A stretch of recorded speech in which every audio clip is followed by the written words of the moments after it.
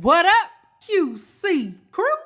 King Day is in the mother building. Run it up for so. JBRISKO, not know where was up. Run that shit, we had all the show. Say that shit for your camera roll. Warning. Everything said in this video and on this platform is strictly my opinion and all alleged. Here, we speak about hot topics on YouTube and other social media platforms for entertainment and conversational purposes only. Viewer discretion is advised. What it do?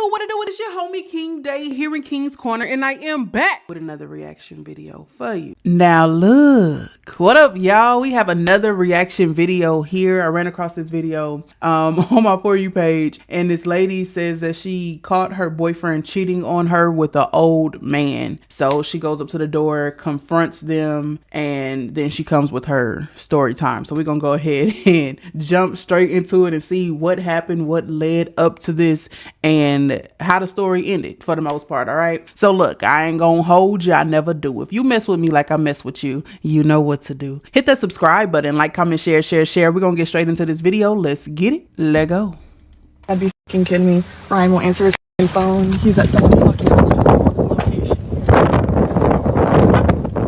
Who the fuck's house is this? Whose fucking house is this, bro? What the fuck?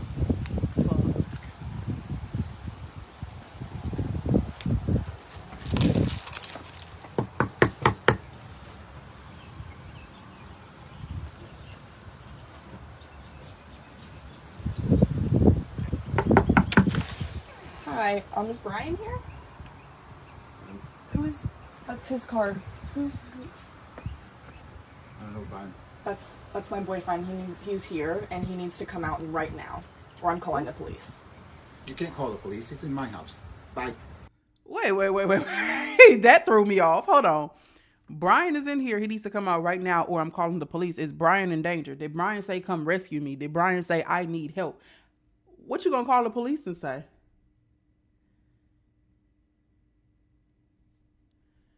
Brian's car is in the driveway. It's not like it's like crashed or something. Like it's fine. It's in the driveway. Brian isn't in any danger as far as you know. What are you going to call the police and say? Don't you hate when they try to just pull, I'm going to call the police and do it? Call them and say what? Or I'm calling the police. You can't call the police. It's in my house. Exactly. Bye. Dude. Holy f***ing shit.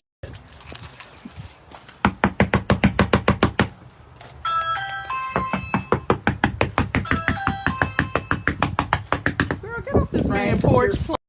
A gay man. He's cheating on me with a gay man. Next part, y'all. Next part. Hi, I'm Raelle, and 2 days ago on Friday, I caught my boyfriend cheating on me with an old man. That old man then assaulted me. I posted the situation on Facebook where it's pretty much blew up, and a couple hours later, I was fired from my job.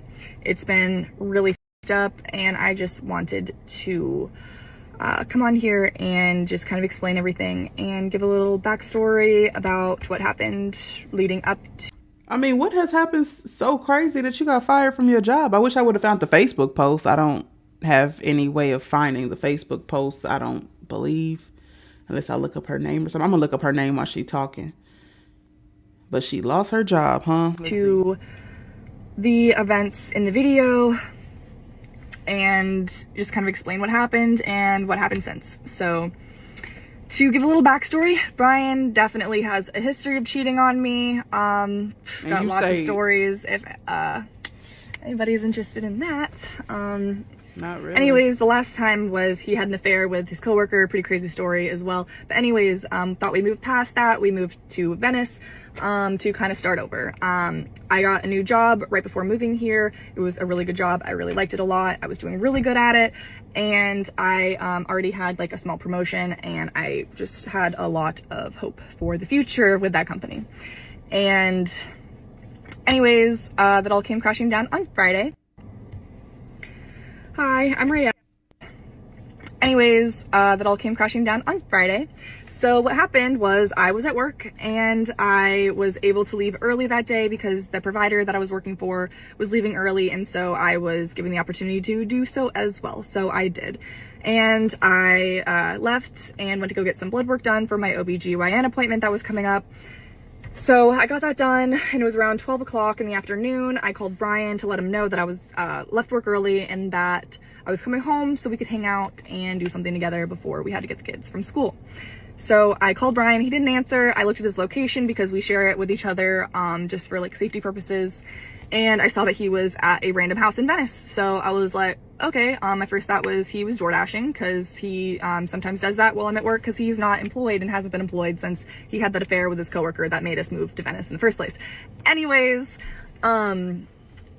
quick update. I was listening to her, but I was also researching. So I found an article that kind of talks about it. She says that the man assaulted her because something happened and he snatched her phone and deleted the videos that she took or something like that. And maybe he wasn't able to actually go into the trash and permanently delete them because somehow she was able to upload those videos on Facebook. And that's how it all kind of went. So yeah. But to comment on what she said before, because like I said, I was listening. You with a person that has the audacity to cheat on you and you think that he is not going to cheat on you in a new location? Like, he cheated on you with someone at his job, right? Is that what she said? He cheated on you with someone at his job. And for whatever reason, you think that this man is going to move to a new location and not be a cheater anymore? That's crazy. That's crazy. And then from the article that I had read, he pretty much met the old dude on Xbox. It was his ex. Well, no, he met him on Grindr and they became Xbox buddies or like friends. You know, you can like add people on the system. And I guess they decided to like meet up and make it do what it don't. That's crazy. Yeah, he's not working. So I thought he was door dashing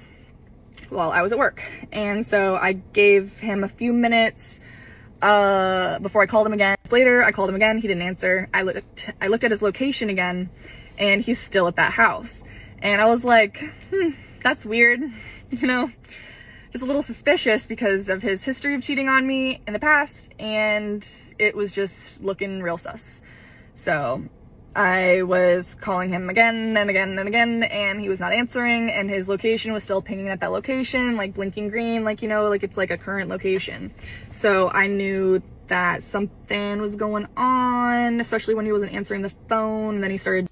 What's crazy to me is you are in a relationship with the man that cheated on you. Y'all moved to a new spot and because he got fired from his job or whatever the case may be. But now he doesn't have a job. So you're like taking care of him, I'm assuming, right? You're financially taking care of him. And he's a cheater. You're financially taking care of a cheater. And the reason why he doesn't have a job is because he was messing around with people on the job. What, y'all, again, comment down below because I don't understand and I would love to understand. Why do y'all stay? And I was gonna say women stay, but no, we've done reactions where men have stayed with cheating women. So why do y'all stay? Why do people stay? I understand some people say everyone deserves a second chance. Okay, granted, fine. Cheat once, you get a second chance. But these people be serial cheaters and y'all be like taking care of them. Like, I don't even care if it's your husband. You with somebody that literally sleeps around with other people and also still sleeps with you and you doing everything for him. That's wild. Declining my calls, which he would never do unless he was around or, you know,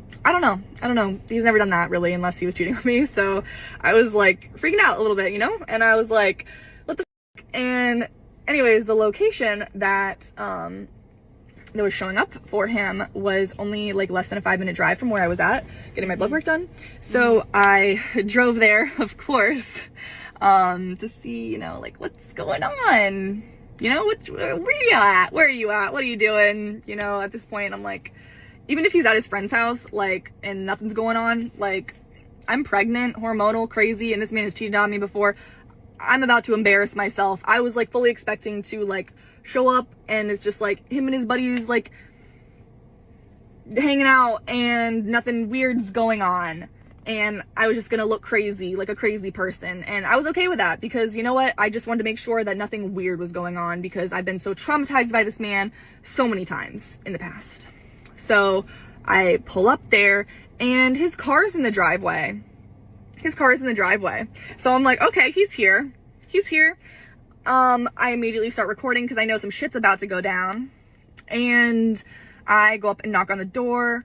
and to my surprise, a short little bald man with no pants on and an oversized t-shirt answers the door. And I'm confused. I was expecting a woman to answer the door, or maybe his friend that I already know, but no, it's just some strange little bald man with no pants on answering the door. And I'm like, hi, is Brian here? He's like, no, I don't know a Brian. And I'm like, that's his car. I was like, he's here. I was like, no, like, I was like, Brian's here. He's my boyfriend and he needs to come outside right now. I was like, or I'm calling the police. And yes, I know that calling the police wasn't going to do anything. I know a grown man going to another grown man's house willingly, cheating is not a crime, being gay is not a crime. Yeah, I know that. I'm pregnant, hormonal. Pretty sure I just caught my boyfriend cheating on me with a man. I was just saying that to scare him to, like, admit that he was there, or, like, get him to come outside so I could figure out what the is going on. So I would have understood that comment better. I understand where she's coming from. Like, she said she wanted to scare the old dude in hopes that he'd be like, whatever, I don't want this drama at my house. I don't want a scene at my house. Go ahead, go out there, be with your girl. I get that 1,000%. But from the story she just explained to me, the fact that he does DoorDash and, you know, all this stuff happens, you know, things happen. And listening to her, I start trying to put myself in her shoes in a sense of, like, maybe he is in danger. Maybe he came to deliver food and someone yanked him in the house. They haven't moved the car yet. Or, you know, my mind went there. Her mind didn't even go there though. So still, her saying I'm gonna call the police didn't make any sense. Like, my mind probably would have went, did somebody do something to him during the delivery? Like, is he in there unconscious? Like, now that I know the backstory, when she said initially, I'm like, girl, call the police for what? And what are they gonna do? But, like, you know, thinking about it, it's like, well, he does do DoorDash. Maybe he is in danger. You know, we don't know what happened or how it happened. But her ass says she wasn't even thinking like that. So bump what I was thinking about. It ain't even important. Yes, I know the cops weren't going to do anything, me going on to someone else's property. I get that. And also, just a reminder too, going on someone's property and knocking on the door is not illegal. To those saying that I was trespassing, no, you have to be trespassing. You have to be already prior, like, criminally trespassed to be trespassing. It's not illegal to go knock on someone's door. And I didn't threaten anybody with any violence, no hostility, bro. Like, yes, I said I was gonna call the cops, but that's not a crime. And regardless, anyways, I call Brian. He ends up coming outside, and I was, like, you know, recording him, and you can see the video too. I'm like, you know, what the fuck were you just fucking that guy? Like, what the fuck is going on? Like, what the fuck was just going on? And he's, of course, defending himself, saying, you know, oh, he's my friend from Xbox. He's my friend from Xbox. Can we just go? Can we just go? Like, and he's, like, trying to get the fuck out of there. Meanwhile, bald man with his moo-moo and no pants on's in the doorway, screaming at me, calling me a bitch, and all this stuff. Like, like, if you guys were just playing video games, like, why all the hostility, and, like, why are you trying to get the fuck out of here real quick? And, like, and why does this man have no pants on? Like, someone still hasn't explained that to me yet. Like, I'm not a idiot. Like, I know, like, you guys were just doing some dirty shit. Like, and he's trying to deny it, and, you know, whatever, I'm not buying his bull. He's like, whatever, can we just go? And, like, he gets in his car and, like, drives through the yard, because I was parked behind his car. He leaves me there. Okay, this man's still yelling at me from his doorway. And so I go to my car to leave after Brian, and this man's still screaming at me through his doorway, and I'm just like, you know, I'm like, yo, what, you, my boyfriend? Like, I was like, what happened? He's like, no, nothing happened. I was like, okay, so then what happened then? Like, tell me what happens. And he's not saying shit. And then he's like, get off my property. And so I'm like, okay, like, and I get in my car, and I'm leaving off of his property. I'm in my car, turn my car on, and this is all in the video. I turn my car on and I'm backing up out of the driveway. He is, like, coming out, following me out, like, down the driveway. And I'm on the main public road at this point. And he comes out after me, comes around to the front of my car, screaming at me, comes around to the side of my window. And he's, like, screaming at me, like, you got some fucking nerve to come to somebody else's house, blah, blah, blah. And this fucking spewing his fucking nasty ass breath at me with his gross ass teeth, like, and I said something like, yeah, you enjoy his asshole, or like, you enjoy his asshole, something like that, and he did not like that. He got so he reached in and tried to grab my phone from me to take my phone, I guess to delete the video or whatever. And like, I'm like, you know, obviously not letting this man get my phone. And he's like trying to wrestle my phone out of my hands, grabs my arm, like literally inside half of his body, like literally his torso is like through my fucking window, wrestling me over my phone. I'm like way back here, like almost in the fucking passenger seat, like trying to get the fuck away from this man as he's trying to get my phone. I'm getting hit in the face, I'm getting hit in the chest, I'm getting hit in the stomach as he's trying to get my phone. I'm screaming at him, like, I'm pregnant, like, and he knew this too, like, he knew when I first pulled up there, and like I knew what was going on. I was like, we have 2 kids together, I'm pregnant, like what the f-? And so he continues to assault me, taking my phone, trying to take my phone and like hitting me, and I'm like, I'm pregnant, what the fuck's wrong with you? Get off me, I'm pregnant.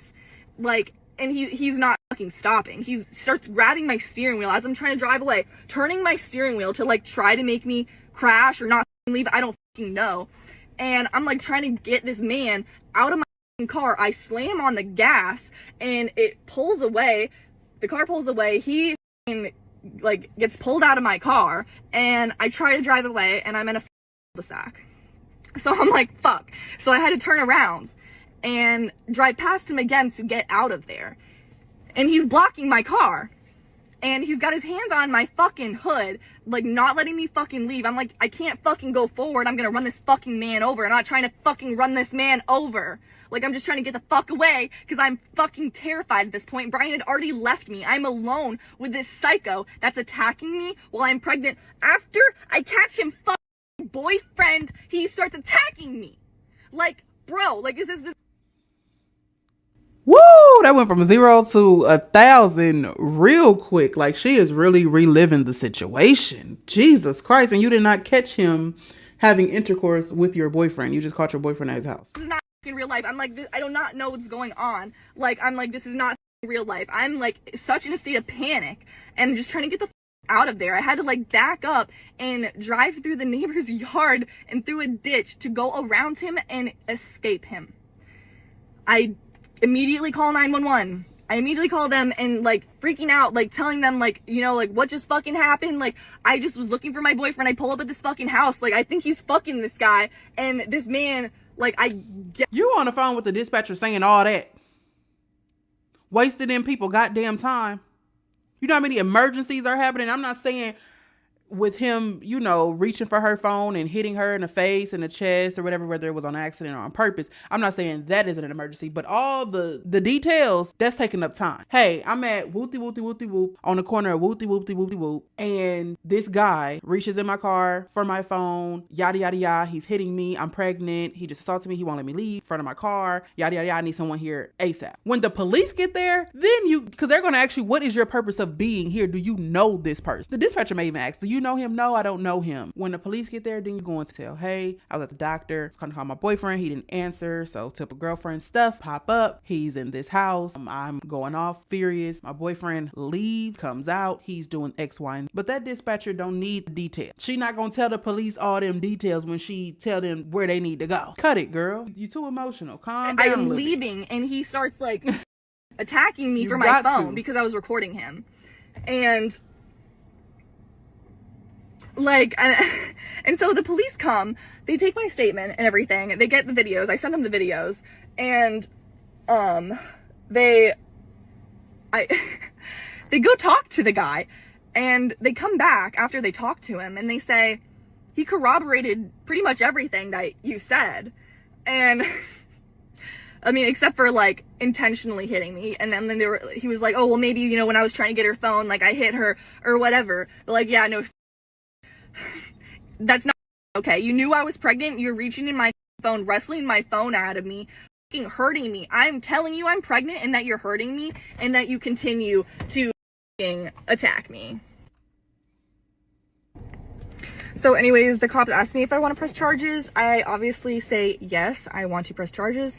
So, you know, that's going from there. And afterwards, I still really don't know who this man is that attacked me. So I post the pictures and videos on Facebook and asking if anybody knows who this man is, because I just caught him, my boyfriend, and then he assaulted me afterwards. And I feel like anybody and everybody should know that this person is not okay and assaults pregnant women. I feel like people should know that. And I should find out who the this is that assaulted me. So yeah, I posted it, and I posted the videos and the comments of my boyfriend as well getting confronted. And I understand you being mad at the situation, but just like you came to this man's house saying, I'm, his girlfriend, Brian's girlfriend, and I'm pregnant and we have kids and all this stuff, that could have been that man's first time knowing any of that information. Just like it's your first time knowing that we can't accuse him of doing nothing. We don't know what he was in there doing, but that he has friends or that he associates or kicks it with or whatever, right, with homosexual men. This is her first time knowing that, as she's just now figuring this out for the first time. So I feel like the attacks, the things that she was saying to the homosexual man was unnecessary. If he would have came out like, oh, I know about you, I know all about you, then you're like, oh, you know about me? Okay, we going, blow for blow. So I feel like she was wrong on that part. And with him being a man, a grown man, he was definitely wrong for sticking his head in her window. He was definitely wrong for trying to grab her phone. He was definitely wrong for hitting her, whether it was an accident or on purpose. He was wrong on so many levels when it came to that, but it's like someone coming to your house, knocking on your door, and then they just saying nasty stuff to you. They don't even know you. They don't know what you were in there doing. How we know they wasn't in there doing drugs? How we know they really wasn't in there playing the video game?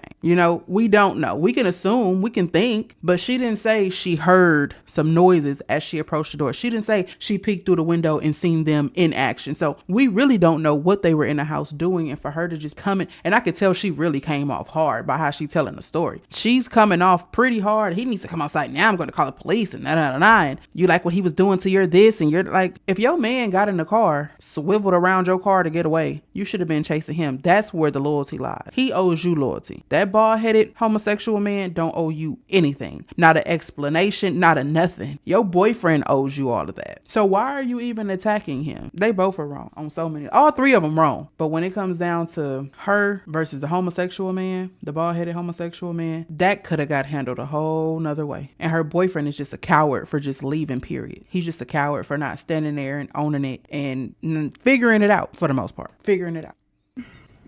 The post ended up blowing up on Facebook, and it was getting a lot of views and comments very quickly.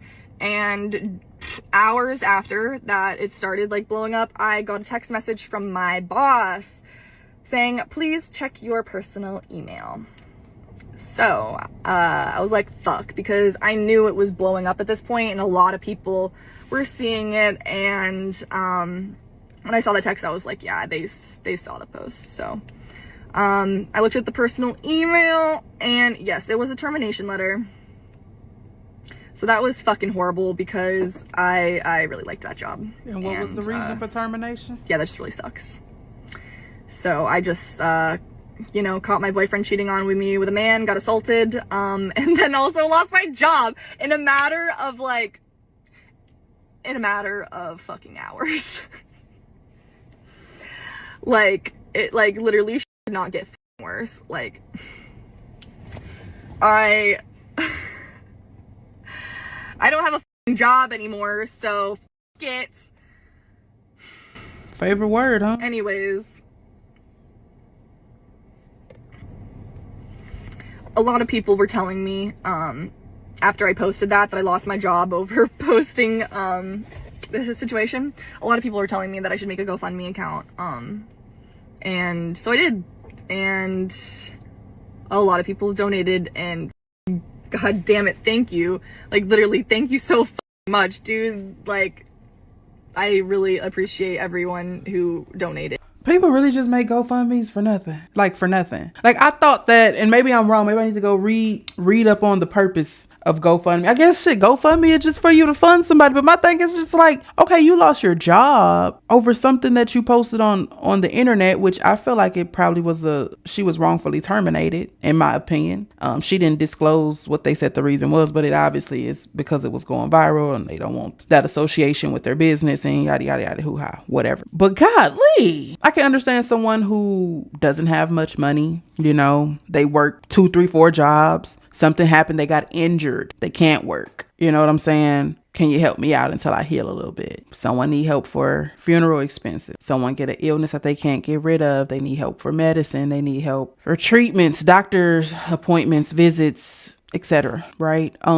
Need help getting a lawyer. You know, something happened and they need a lawyer, need help getting a lawyer. And I'm sure it's a million other, you know, valid GoFundMe reasons to create a GoFundMe account or page. But I'm like, people really, the way things are going in this world, I would think that nowadays, and this video was posted in March, by the way, March of this year. So the way things are going, these employers are showing you more and more and more that they do not care. They don't care that you won't have a job tomorrow if they want to let you go today. They don't care. Some of the time it seems like they're looking for a reason to get rid of you, right? And we see so many times where people want to go so viral. They want everything to be known. They want to put all their business on the internet, right? And you put this stuff on the internet and you know these employers do not care about you. You see people get fired for little things that they post on the internet and big things that they post on the internet. So you go and upload videos on Facebook saying, does anybody know who this man is? Y'all cursing, y'all acting a fool, y'all just hooting and hollering. I can tell by the first little clip that we watched in this video, you were calling him all type of gays, if not even the F word, possibly. You're saying very vulgar things in this video. I'm pretty sure she was. And if she wasn't, I apologize. If y'all seen the situation on Facebook and y'all seen the videos and she wasn't, I apologize. Let me know. Correct me in the comments. I want to be corrected. But you done sit here and uploaded these types of videos to social media and it blew up. And your job did not want to be associated with that type of mess. You probably work somewhere very public where your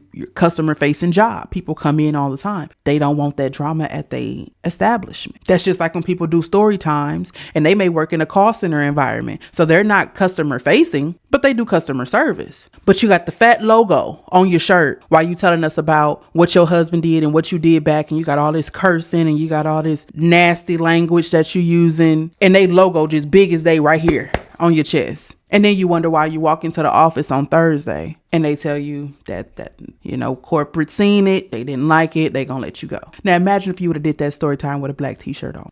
Unless it runs across your coworkers or your boss that's in the office, I'm telling you, them people that way up here don't even know you work for their company. They don't know who working for their company. They don't know what their faces look like, especially if it's a big company. You think the CEO of Target know who's stocking the shelves at the Birmingham location or who's answering the calls for customer service? Hell no. So it's like, come on now, be for real. Especially if you one of them people that adds your boss and all your coworkers on the social media and y'all so buddy and y'all go out and y'all talk like y'all friends and all that. I'm telling you, these jobs, these companies do not care. And the way things are going these days, they do not care to have a valid reason on why they're firing you. So you got to be careful when you post stuff like this on the internet, especially when you just your mouth is just full of nasty words. People don't want their companies associated with that shit. Like, seriously, like, I was the only income. Like, Brian wasn't fucking working. Like, it was literally just me struggling with my fucking family, who's like also struggling, helping me the best they fucking can.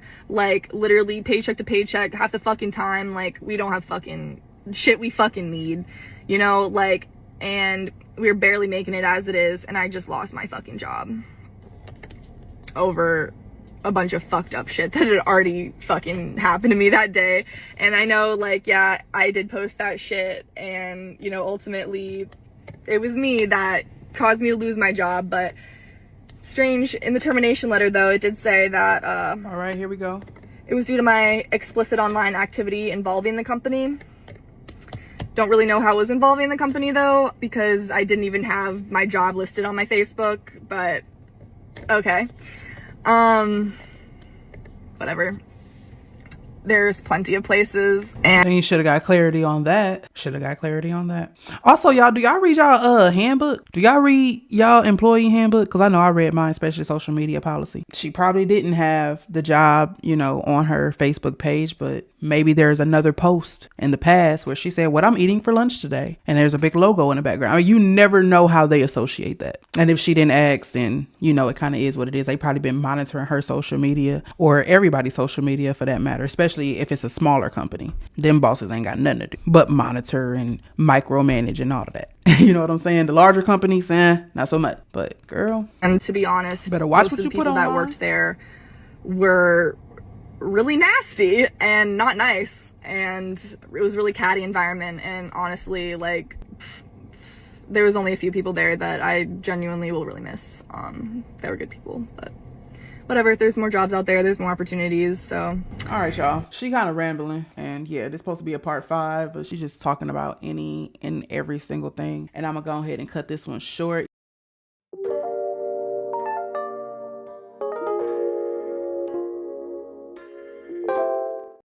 What up, QC crew? King Day is in the mother building. Run it up for so. Yeah, BRISKO, not know when was up. Run that shit, we had all the show. Say that shit for your camera roll. Warning. Everything said in this video and on this platform is strictly my opinion and all alleged. Here, we speak about hot topics on YouTube and other social media platforms for entertainment and conversational purposes only. Viewer discretion is advised. What it do? It is your homie King Day here in King's Corner, and I am back with another reaction video for you. Now look, what up y'all? We are back again with another reaction. So today we are going to react to a dream. We reacted to her a while back. You guys love the reaction that I did from her, where she pretty much told her story on how she fell in love with her therapist. Yes, her therapist. Dream is crazy, all right? So she has another one that she put out a couple months back. It was this year, but it was a couple months back. So if you guys already seen it, I do apologize. This is my first time seeing it. I just ran across it the other day. She is going to be telling a story about how she fell for a straight woman. Okay, so we are going to go ahead and get into this reaction. Look, I ain't gonna hold you no longer. I never do. If you mess with me like I mess with you, you know what to do. Hit that subscribe button, like, comment, share. We're gonna get straight into this video. Let's get it. Let go. Child, let me tell y'all how I fell in love with a straight woman, y'all. And how I met her through her husband. Huh? Yeah, you're gonna have to go ahead and find you a good seat, baby, because we're gonna be here for a little minute. Let me set the scene for y'all. During this time, I'm a hairstylist, right? Okay. Doing wig installs, shipping wigs out, the whole thing. One day, I got a booking for a wig install. Nothing out of the ordinary, just another install on my calendar, right? All right. Cool. So the day comes. The day comes, and this woman walks in to get her install done. Little did I know, she was the same woman who I had a whole one-night stand with years ago. But at that time, I had no clue. So she sits down. We have a small chit-chat about how she wants her hair. And in that moment, like, I just kept looking at her, and I'm just like, man, like, I know her from somewhere. You slept with her. I don't know where, but I know her. I gotta know her. You slept with her. And so that's when I asked her, I was like, so how did you find me? Like, I feel like I know you, or we met before. Like, have we met before, you know? So she's like, well, I have been following you for some time on social media. I remember when you first got started with your business, probably just seen me on social media. I'm like, nah. Where the fuck I know you from? So that's when she was like, well, you do know my husband. That's how we first connected. And I was like, your husband? And she was like, yeah, B. I'm like, B? So she shows me a picture. I said, it hit me. This is the girl that I hooked up with on Valentine's Day a few years back because her boyfriend at the time set that up. Crazy part is, I didn't even know they had got married because I don't really follow them on social media. To be honest, back then when we hooked up, I never even knew her full name, just her nickname. So that really just kind of threw me for a loop. And the way she kept looking at me during the install, y'all, she remembered everything. Everything. Like, I couldn't even pull the lace down to even, like, glue it, you know, without meeting up with her eyes. And I'm just like, man, look, I'm trying to be professional. I'm trying to be cool. And you with me. I need you to stop. The whole time, I'm like, man, why is she here? this can't be just about hair. This lady really is trying to get connected with me. I really wanted to ask her, do your man know you here? Because what you on? What you trying to do? And then he pops up again later on in the story on some y'all can have each other type shit. Like, what? When I tell you this story gets so deep, like, this is why I stress to y'all, leave the straight women alone. Fuck that. If you want the part 2, let me know in the comments, because I'm going to tell y'all how juicy this shit really got. Child, Let's get it. So like I told y'all in part 1, her husband set everything up when we had our one night stand. And before I get too deep into part 2, I do want to clarify how I even knew her husband. So her husband and I went to school together, right? Okay. And I ain't even gonna lie, we had a little history. He had a real big crush on me back in the day, y'all. And he was just on my tail. We did exchange numbers. We tried to text and talk. But I don't know. I just was not feeling him. And he knew it. He didn't press the issue. He knew I was really into women. So we decided to just be cool. And after we graduated high school, we actually stopped talking altogether. So fast forward to my 20s, y'all. This man randomly hit me up on some, hey, would you be down for something real wild on Valentine's Day? And I'm like, wait, huh? And I'm like, what you mean? Like, mind you, I haven't talked to this man in so long, and I don't even Still get keeping like up with you. So, like, wild is crazy to me with run it. He's like, Run it. Nah, nothing crazy like that. It's just something my girl always said that she wanted, and, you know, I just wanted to surprise her. I knew you like women, so I just wanted to know if you'd be down with it. Nah, So, like, y'all can do y'all. You trying to blame it on your girl? Nah, this man, okay, his girl, granted, she probably did want to do something freaky and kinky, but he been looking at Dream since way back. So when his girl brought up the opportunity, let's do whoopty whoopty whoop, would you be down to whoopty whoopty bam? He was like, I know exactly who I want to whoopty whoop. And since she like to whoopty whoop with women, you know, I probably can get y'all to whoopty whoop together and I might can slide too. You know what I'm saying? He was ready for it. He been waiting. I'm gonna just be chilling. I took a pause. I took a deep breath. And I said, let's do it. Mind y'all, I'm in my 20s, okay? I didn't consult this with a friend or anybody. I just made a bold-ass decision. And I'm just like, bro, like, I don't know how this gonna turn out, but I'm down for the wild ride, I guess. So I pull up to the hotel, right? And when I got there, the whole scene was already set. I'm talking like low lights, candles, rose petals, and a bottle of Remy on the table. Now, mind you, I don't drink dark. I drink white, but I'm nervous as let me get that. So B had already told me a little bit about her, about how she looks and stuff like that. I still hadn't seen her. He didn't show me no picture or nothing. I just kind of used my imagination. You don't even know what you getting when I into. got there and I saw her for the first time, I was like, yeah. I looked at him. I was like, yeah. But what caught me off guard was how ready she was, y'all. Like, she was so assertive, so confident, so bold. I mean, like, wasn't scared of shit. And that was her shindig. Gay as hell, shaking like a leaf. Like, what the fuck is going on with me? One thing led to another, y'all, and it happened. An unforgettable ass experience, y'all. Like, this woman put me on the wall. I had already told myself before I got there, I said, when it happens, you leave. No calls, no texts, no part 2s. We getting the fuck out of here. And that's exactly what the fuck I did after that. Oh, in a situation like this, I do not advise in 2025. But let's keep this story going. Now, this is what's wild, though. I didn't even know this woman was following me for years. For years. Interacting with my stuff, reposting, showing love, and I had the slightest clue. And what's crazy about it? She booked that install herself, and he had no knowledge of it. She booked the install, she showed up, and that's when she started really shifting. So after the appointment, we started to talk a little bit more. So it was nothing crazy, little subtle check-ins, like, you know, hey, how's it going? How you been? How's business? You know, little small talk. And before I knew it, we started to get to know each other. And man, the more we talked, the more I realized that, damn, I really like her. Like, she was so sweet, so ambitious, so educated. She reminded me so much of myself. And I'm like, man, like, how did I not know that she was like this whole time, you know? And one day she became super comfortable with me and she started to open up about her relationship, or I guess I should say her marriage. And let's just say it took me for a loop. I had no idea this woman got married to B. She told me they had tied a knot like a year ago, and it wasn't on no fairy tale type shit either. Apparently, their relationship had already been through hell. He had been cheating on her. he got another woman pregnant, and it left her devastated. And honestly, it shocked the hell out of me because I didn't even know that he had all that going on behind closed doors. That's just crazy. Knowing that she stayed after all of that really f***ed me. But I empathize with her, you know, because we all been in situations where we stayed when we know we should have been gone, you know. Over time, we built a friendship. We'll talk like, you know, here and there. We didn't talk every day. There'll be times where she'll hit me up, we'll talk for a few days, and then she'll disappear for a couple of months, and hell, same thing on my side. I guess we had a little rhythm.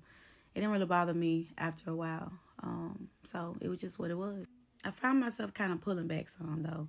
I remember having a pep talk with myself, like, a dream, this is something that you really don't need to be a part of. Like, this woman is married, they're going through things, like, you might need to just kind of stay back, you know, focus on your business, focus on your life, focus on yourself. And that's what I ended up doing. And even though we weren't talking consistently, she still supported me, still shared my posts to let me know that she was still there. And I saw her. And then out of nowhere, he hits me up. Yeah, her husband. And I'm like, what the fuck? Now I'm real confused. And that's when things start to get real interesting. All right, let's get it.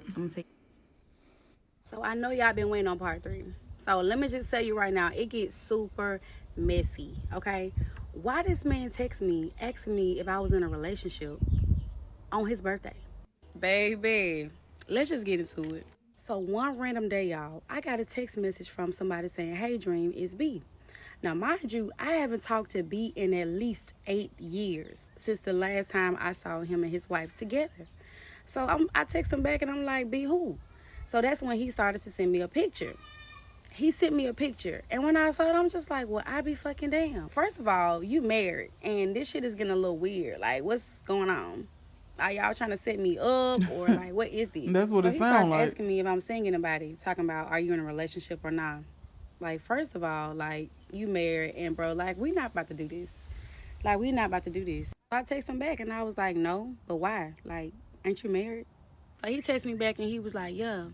Me and my wife, you know, we looking for a girlfriend and just trying to see if there's something that you may be interested in. You know, we just want to chill, want to hang out.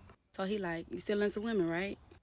So shit, I didn't fucking text back. Like, what the fuck? Like, nah, bro, I'm not even gonna do this with y'all. So 5 minutes later, she texts me. Like, hey, I'm so sorry. I did not know that he messaged you. Like, we literally just had this conversation. We talked about it. I brought you up because I knew that you was somebody I was comfortable with from the past. But, like, I did not tell him to reach out to you. I would have rather done that myself, to be honest, since we're both females. She was like, he just took it and ran with it. You know, there's no pressure. Like, I'm just so sorry. So she was like, I promise you there's no pressure. We can all just chill, vibe, catch up. Like, I don't want to do anything you're not comfortable with. That's really all this is. At first, I was like, all right, cool. And then I was just saying to myself, like, if I get there and I don't like the vibe, then cool. I don't have to come back and let this be what it's going to be, you know? Originally, they were supposed to pull up to my spot, right? So last minute, she hits me up So like, I'm a little hey, confused. I'm not sure if a Dream is a lesbian or is she bisexual or is she something else? Because we know she's into women. Haven't heard if she's a tad bit into men. She's clearly not into this man, okay? Because she wouldn't get with him in the past. She didn't give any details about what happened on Valentine's Day involving him. You know, she said the girl did whoop-de-whoop, put her on the wall, etc. But I'm really not understanding the situation when it comes to the guy. If y'all watch a Dream closely or follows her, let me know in the comment section. Is she a lesbian or is she bisexual or what is it? Okay, we send you an Uber or whatever. So I'm just like, okay, cool.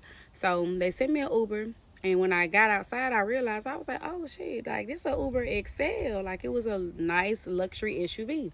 Leather seats, quiet ride, smooth. I was like, look at them trying to impress me.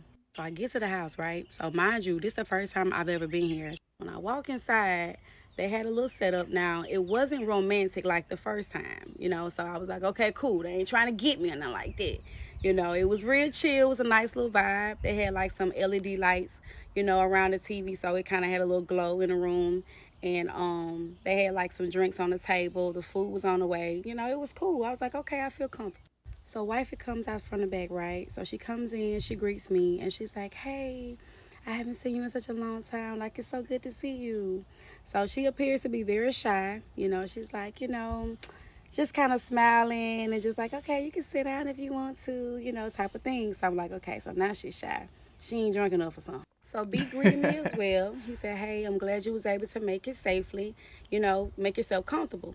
So they had 2 couches, right? So he sat on one couch, I sat on the other couch. And then that's when wifey came and sat down next to me. So that's when she asked me what I wanted to drink. She was like, I got your favorite. I know you like Moscato red wine. I got some, you know, soft drinks, and I got some alcohol. So, you know, you pick, you need a chaser, you need juice, I got you. So I'm like, okay, look at you, got me all set up. Just like a woman. We would just be knowing what to do. So now we all just chilling, right? We just vibing, we having a good time watching this movie. And so in the corner of my eye, I see her taking glances at me, and I'm just like, she look like she just been waiting on this damn moment, child. And so I kind of feel like, you know, her staring at me a little bit longer, and I'm like, man, is she doing that shit again? She doing that shit again. So eventually we started eating and having a few more drinks. Next thing I know, she started coming on to me. And so I'm just like, whoa, you know, like, you know, and I had a few drinks, I'm not even gonna lie. So the chemistry definitely picked up. And next thing I know, I was in a room. And I'm like, how the fuck did we get in here so goddamn fast? Y'all, the shit was just spinning. It was just too much going on for me, child. So I do remember him being real cool about it, but I know he definitely felt the shift. It was like the energy between me and her was just different. So he ended up coming back there where we was, right? So while we having our little time, you know, that's when he started like kissing on her and stuff like that, on her neck and stuff. So she kind of like did one of these and was just like, you know, let's just follow her lead. Ooh. I want to make sure she's comfortable, right? Bitch, what she do that for? So then we started having our moment again, right? So before I knew it, he got up and he went to the bathroom, and he was in there for a long ass time. So I paused her like, hey, like, is he okay? You know what I'm saying? Like, do we need to like stop or like, you know, check on him or whatever? So she was just like, nah, girl, he'll be okay. And just continue. And I was just like, are you savage? You don't give a fuck. And don't. I thought you was married. Y'all, I'm very intuitive. I know when some shit off. Like, I know when somebody's feeling some type of way. Like, I don't give a fuck how drunk I am.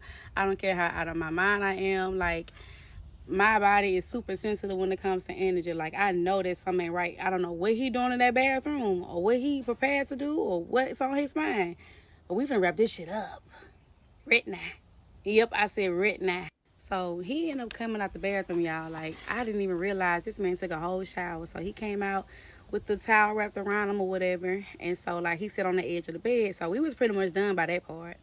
So, like, she still laying across the bed, you know, with no clothes on and stuff. Like, we pretty much all were. And so that's when he proceeded to, like, on her and, you know what I'm saying. So I didn't know what to really do, you know what I'm saying. You know, like, I just started hyping it up. Like, please don't laugh at me, y'all. I'm going to try to get y'all the best imitation of what the fuck I did. And I think this is probably what set this whole thing off. Like, it was probably me. Wifey got a big booty, okay? I mean, that shit is humongous. Ain't no BBL touching it, period. And it's all natural. So I don't know what possessed me, y'all, but like, why he behind her? Like, I'm in front of her and I'm hyping him up like, yeah, you like that, huh? You taking that, huh? Like I was one of his homeboys hyping him up at a dice game or some shit. Like, I don't know. Like, right now I'm getting secondhand embarrassment because I can't believe that I did that awkward ass shit. It was just awkward in the room. I felt him mentally clock out, but like, it was too far gone at that point. We might well keep this shit going, my nigga. But once it was all said and done, I checked the time. I'm like, y'all, it's like 3 o'clock. I gotta go to work at 7. Like, I gotta go. So they end up giving me another Uber to back to the house. And so, you know, they was like, you know, let us know when you make it home or whatever. So I was like, cool. Whole ride home, y'all, was just quiet. Like, I was just like, man, what the fuck was that? What the hell was that? And I knew my intuition was not wrong, y'all, because the next day was proof that what I felt was most definitely accurate. So the whole time, it basically was a little setup. It was a setup to get a part 2. Doesn't seem like everybody was interacting with each other, but it didn't seem like everybody was interacting the first time either. She didn't give much detail, so who am I to really say? But yeah, it looks like it was definitely a setup for her to come on back and they run it again. They get them a little part 2. Let's see what else goes on. 4 of my video series, I fell in love with a straight married woman. Let's go. So, girl, remember I told you when I left their house that night, things just seemed a little off, right? So when I got to the house, you know, I got settled into the next day. So when I woke up the next morning, I realized that I was in a group chat with him and her. And I'm like, what the fuck going on? We about to have a meeting or something? So then I noticed that she sent me a text message personally, and she was like, hey, good morning. I hope you don't mind, but I put us all into a group chat so we can kind of keep our conversations, like, you know, pretty open and keep communication going. And so I'm just like, I don't know, something's off about this, because, like, what, why are we, okay, whatever. So at first it started off really fun, very, like, light. We'll talk about traveling and things like that. So in a group chat, me and her, we are, like, texting heavily. I'm talking about from, like, the sun up to sundown. And he at work at this time, so he's not really, like, looking into the chat yet until he get off. And so when he got off, he's like, damn, y'all been talking since I got into work. Like, I'll never be able to catch up. Y'all been having good conversation, huh? You know? So she like, oh, babe, you know, like, you know how it's girls are. We just be talking and stuff. So me, I'm picking up on energy. I'm like, nah, that nigga feels some type of way. So we got to tread lightly on this. On the side, she sent me a text message like, hey, I just want to let you know that I really love talking to you. Like, you just make my days brighter. And I'm just so happy that we reconnected. I mean, that's cute and all of that. But my thing is, why the hell you couldn't put this in a group chat where he could see it too? Like, at this point, friend, I'm like, hold on. I'm a little confused. I thought you created this group chat to keep communication open. Why you on the side telling me how you feel and he's not a part of the conversation? Am I tripping, friend? I mean, I was just like, hold because on. she wants I didn't you. clock it at first. You feel me? Like, I didn't say nothing at first. I was like, you know what? I'm just going to say that for later. I'm just kind of see how this thing goes, because, like, somebody ain't telling something. And I'm about to find out. So then I noticed over the next few days, his communication got smaller, and smaller to non-existent. And I'm like, okay, something's really up now. And I think wife already knew, because she reached out to me and was like, hey, I know B hasn't been, you know, very communicative in the group. I just wanted to let you know that he got some personal stuff going on. He'll be back. And I'm like, okay. And friend, you know me. I don't hold shit back. If I feel something, I'm going to say something. So I reached out to her and I'm just like, hey, so about B, let me just ask you, like, has he said anything about us? So she like, what you mean? Why you ask that? So I'm like, let's not play this game. Like, wrap this shit up. Come on. You know what I mean. I mean, it's clear to see that something is really going on. You know, like, have y'all had any conversations? Has he made any type of comments? I was like, hell, we didn't even talk about the other night. Like, he didn't talk about whether he enjoyed it, if he liked it. You know, he didn't talk about, you ain't give me nothing. So anyway, that's when she told me, she was like, well, just between me and you, please don't go back and tell him I said anything to you about this. But I just wanted to let you know that the other day, he actually did make a comment about you and me. So, girl, I'm like, oh, hell. I don't know what the hell she about to say, but lay it on me, baby, because I need to know. So she was like, the other day, he walked up to me while I was in the kitchen, and he was just like, you glowing. And so she was just like, what you mean? He's like, I'm just saying, like, I've been seeing how you've been smiling, and, you know, everything has been a little different, you know, with you. Like, I hadn't seen you smile or glow like this, like, in a long-ass time. Like, you really like her, don't it? I'm like, oh, gosh, okay. I was like, so how you feel about that? And she was just like, well, I mean, I didn't really know what to say. I just told him that, I mean, like, what do you expect for me to do? Not like her, you know? Like, yeah, I like her. You know, I mean, if it's a problem, like, let me know. And, you know, I'll just, like, not do it at all. Like, I just stop talking to her. Is that what you want me to do? We just need to know something. Like, you're not talking. You're not saying a lot. Like, no, you know, I'm cool. Like I said, like, I know that, you know, y'all like each other. It's clear that, you know, it's not what I expected, you know. I just assumed that, like, you know, maybe I would be able to vibe with both of y'all, but it just seems like y'all got your own separate thing going on. Me, on the other end, I'm like, well, duh, nigga, I'm good on you. I want your wife.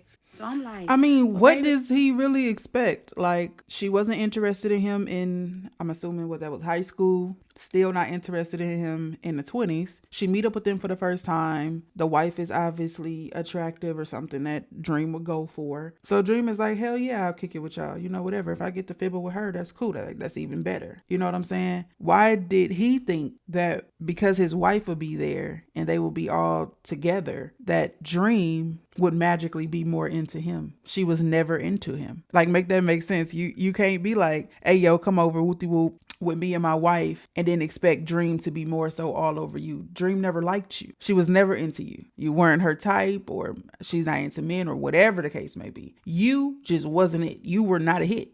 So of course she's going to be more into your wife. She's into women. And I don't have clarity yet, but she obviously seems more into women than she does men, or not into men at all. Make it make sense. He's not used to this. Like, maybe this is something new for him. He just didn't know what to expect. I said, especially if he's just trying to please you and give you what you need. You know, if you're interested in a girlfriend and he's trying to be a supportive husband, maybe it's just a lot for him right now, you know.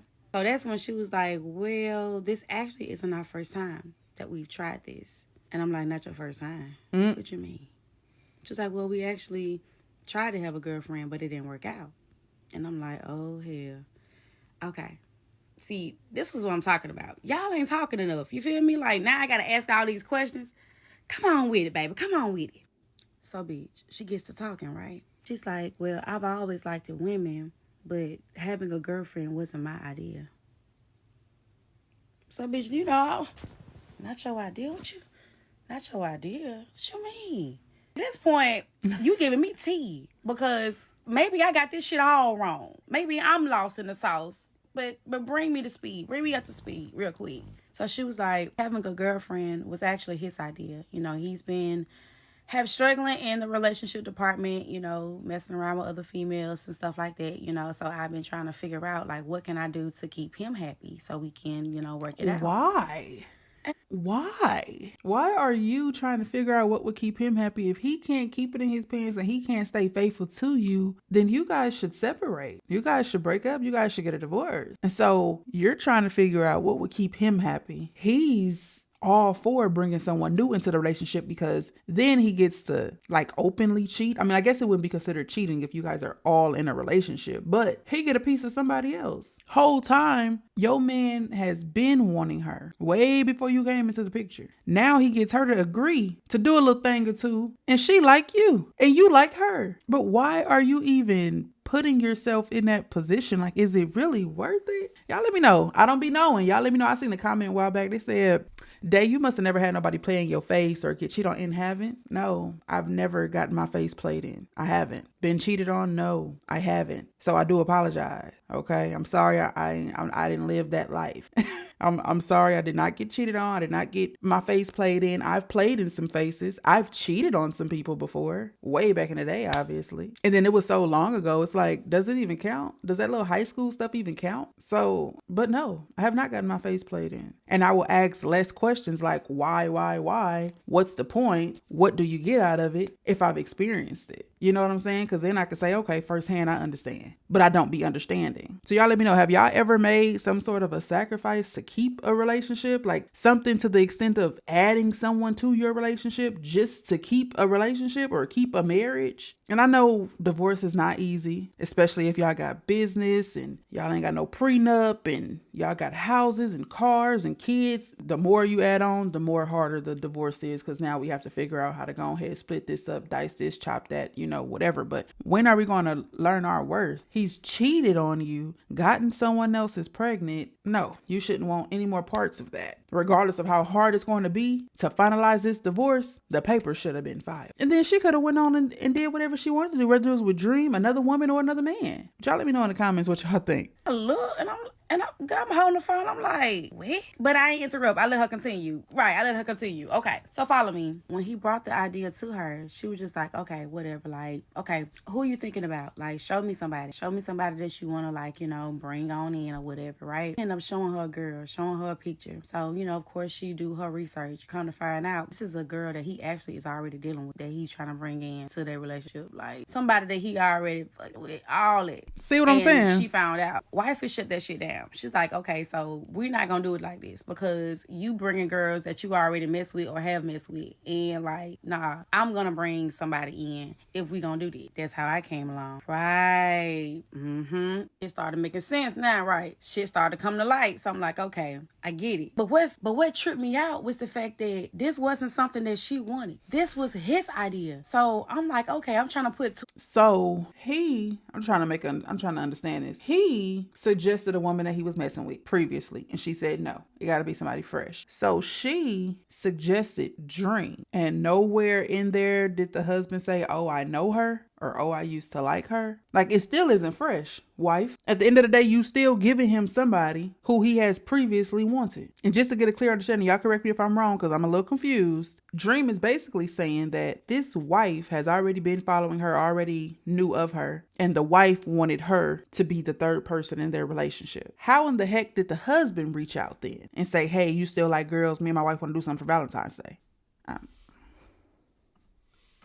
Put together like, okay, so did he come into this just agreeing like with whatever she wanted just so he can have the experience because she done shot down everybody else? And then he realized like, oh shit, like this ain't going how I'm thinking it's going. Like they all for each other. Oh, so now I'm like, man, this still ain't enough. I need to hear from him. I need to go to the source. So that's what I did. I went to the fucking source, bitch. But I was like, listen, I'm going to reach out to him. I said, I won't repeat anything that you said. I promise you I'm going to lead it as if we're just having a regular conversation. But I do deserve to know how he's feeling because I don't want to continue this on and then he's feeling some type of way and some shit pop off. Like, I got to make sure I'm safe. I got to make sure you safe. Like, if we need to dead this, we can. But I just need to hear from him because we shouldn't be speculating and trying to figure out what's going on. So she's like, okay, cool. I reach out to him. So I reached out and I'm like, hey, B, you know, how's it going? You know, I haven't heard from you in a while. Like, everything cool? I was like, you know, I know we haven't really talked much about the other night, you know, when I came through or whatever. Just wanted to know, like, you know, what are your thoughts? Like, how you feeling? You know, stuff like that. And so he texts me back immediately. And he's like, hey, what's up? You know, I'm fine. Why you ask me that? I asked, like, how you felt about it? What she told you? And I'm like, what she told? I said, what do you mean? I was like, I'm reaching out because I'm just trying to check on you. Like, she ain't say nothing to me. Is there something I need to know? Oh, she ain't tell you? And I'm like, she ain't tell me. Tell me what? And child, like, baby, he gave me the rundown. I'm just say out on part 5 because let's get it. So we are on part 5 of how I feel for a straight married woman. Let's go. So this is when shit starts to hit the fan for everybody. So girl, remember I told you earlier that I reached out to him to see what was up with his energy, right? Mm-hmm. And he responded back immediately. Mm-hmm. And so he asked me like, you know, did she tell you anything? And I'm like, well, no, she didn't tell me nothing. So I'm asking you, what's up? That's when he was like, well, I'll be honest with you. I just kind of feel like your energy is more for her than it is for me. And I'm like, okay. And he was like, yeah, I just feel like y'all should just be together. Y'all do y'all. Like, I don't have to be a part of it. I don't have to be there when y'all talk or hang out. He was like, I'm not mad. I'm not mad. I promise I'm not mad. Like, y'all just vibe better. And I just feel like that's something that she really wants. She seems to be very happy talking to you. And I don't want to take that from her. So I'm listening to him. But something in me was just like, nah. And now I'm thinking. Because first of all, this was your idea. So if this is what you wanted, you find out that this is not what you're going to get, wouldn't you be trying to just shut the whole thing down and move on to somebody else? How the hell you just up and decide that, you know what, fuck it. Yeah, go ahead. Sound to me like this is a man with a plan. Am I lying? Have you talked to her about it? Like, have y'all had this conversation? So he's like, I mean, not exactly. He was like, but I did tell her that I felt like your energy was more for her. So I'm like, did it have anything to do with that night? You know, when I was like, you know, hyping you up. So he was like, nah, I promise you, like, nah, that night was cool. Like, you know, I ain't had no problem with that shit. Like, that don't bother me. I know for a fact it did because her and I talked about it real briefly. And I'm like, so let me ask you something. Do you think that the night that we had you interfere with anything or cause him to kind of feel like standoffish? It's just might have funny how he just backed off after that night. Just like, well, you know, maybe he felt some type of way about, like, you know, the whole interaction thing. And I'm just like, something like me and you. She's like, well, no, not necessarily that. Like, I don't think he was tripping about that part. Girl, just come out and say it. Yeah, when you was like hyping him up and stuff like that, I think that just kind of bothered him. And I'm just like, see? I knew it. Why would it bother him though? She's like, I mean, like, maybe he kind of felt like you reminded him of a stud or something. Yo, okay, I'm coming back. So I was like, well, did you tell her this yet? And he was like, well, no, not exactly. I was like, okay, B, I'm going to put this in a group chat so we all can be on the same page and see what she thinks about it. So I put this shit in the group chat like, hey, he feels like we should not include him moving forward in anything that we do. And I don't want him to feel no way. So he came in the group chat like, nah, even that, like, it's not that I feel some type of way. Like, I'm not mad. Like, hear me out. I'm not mad. I don't have nothing against y'all just hanging out and stuff like that. Because I know y'all are real cool. And, you know, I know y'all like each other. So, like, I don't want to stop that. So at this point, like, it's confusing as hell. Because it's like, we both know that this nigga is not okay with this shit. Even though he's saying one thing, I'm like, bro, like, we ain't crazy. So that's when wifey was like, are you sure? Like, what you mean? Like, I'm so confused. Like, I don't really understand. Like, what are you saying? Like, so that's when he was just like, again, y'all can have each other. I have no issue with that. I understand him saying I don't got no issue with it. Y'all can have each other, whatever. But it sounds to me like he trying to get something lined up, some sort of evidence for something, some sort of proof that his wife does things with other people for the purpose of providing that proof to start the process of a divorce. I don't know. It's probably just me. He's probably not doing that. He's probably just like, y'all can have each other, you know, whatever. Or he could be saying, yeah, y'all go ahead and have each other. So the next time he cheats, he could say, well, you got Dream, or you be with Dream, or, you know, you and Dream got y'all thing going on. Why I can't have my thing going on? You know, you really never know. People be real sneaky when they shysty, when they be moving funny. Oh yeah. They want to be able to make a situation feel equal. Like, you know, I'm messing with old girl up the street. Yeah, but you messing with Dream. When in reality, this man just want to mess with whoever he want to mess with. And I don't know if they still married, but the wife needs to realize that it ain't nothing you could do. If y'all done got to a point where you say, hey, let's bring a woman involved. Let's bring a woman in here. And he don't even know how to handle two women. It ain't gonna be nothing you can do. You're gonna have to sit there and deal with that cheating man and probably more kids to come, or regain your freedom. That's your best bet. Regain your freedom. She's like apologizing, like, I'm so sorry. I know this is a whole lot. If you don't want to do this, like, I completely understand. I don't even know why we bothered with this when our marriage was already broken. This moment was so damn bittersweet. I mean, like, this girl is somebody I talk to every single day. Like, the things that I liked, she liked, and vice versa. Like, if I needed to vent about something I'm going through, she's who I would reach out to. Damn, like, but I gotta let it go. If I gotta let it go, I gotta let the friendship go too, you know? And before I could walk away, y'all, things got crazy at home with her and her husband. This man had the nerve to ask this woman for a damn divorce. Can you believe that? I'll see y'all in part 6. Both of them should have been asked. So he should have asked the moment he knew he wanted to step out. And if he was just so unsure, the moment he stepped out, he should have been like, yeah, I want what's outside. And she should have asked for the divorce the moment he cheated. He wanted a divorce. For what?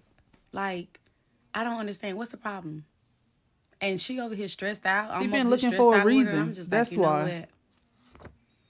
Get on. It's the audacity for me. This man has shifted the energy in the whole damn house. Would you believe that this man ain't slept in the same bed as her for weeks?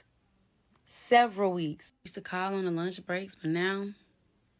And the shit was really pissing me off because I'm like, man, I just want to check him so bad. I know, like, she's so sweet and, you know, she just want to keep the peace. But I'm like, man, it ain't that much motherfucking peace in the world, baby girl. I need you to stand on your 2 feet. A friend, like, I'm trying my hardest. I'm trying my hardest to be her friend. Like, I'm having to put my feelings to the side because I know she going through a rough time. And, like, just having to sit there and listen to some uncomfortable conversations just really, like, was blowing me. I remember one night we were texting, like, it was a late night, probably a little bit after midnight or whatever. So I'm like, where he at? He in there with you? She was like, yeah, he right here next to me. Next to you? Like, wait, he back in the room? He asked me if he can come in here, and I was just like, whatever. She was laying in the bed with no on, and I'm like, okay. So now you feeling some type of way. Touch me, look at me, or nothing. And I done got up, went to the bathroom, and made sure he knew that I have no clothes, and he still ain't acknowledged me. And I'm just like, I'm trying to keep my composure. I'm trying to, like, be cool because I get it, but, like, at the same time, like, bro, like, you about to piss me off. So fast forward, girl, how about she call my phone like, hey, what you doing? You want to go out for lunch, right? So I'm like, yeah, that's cool.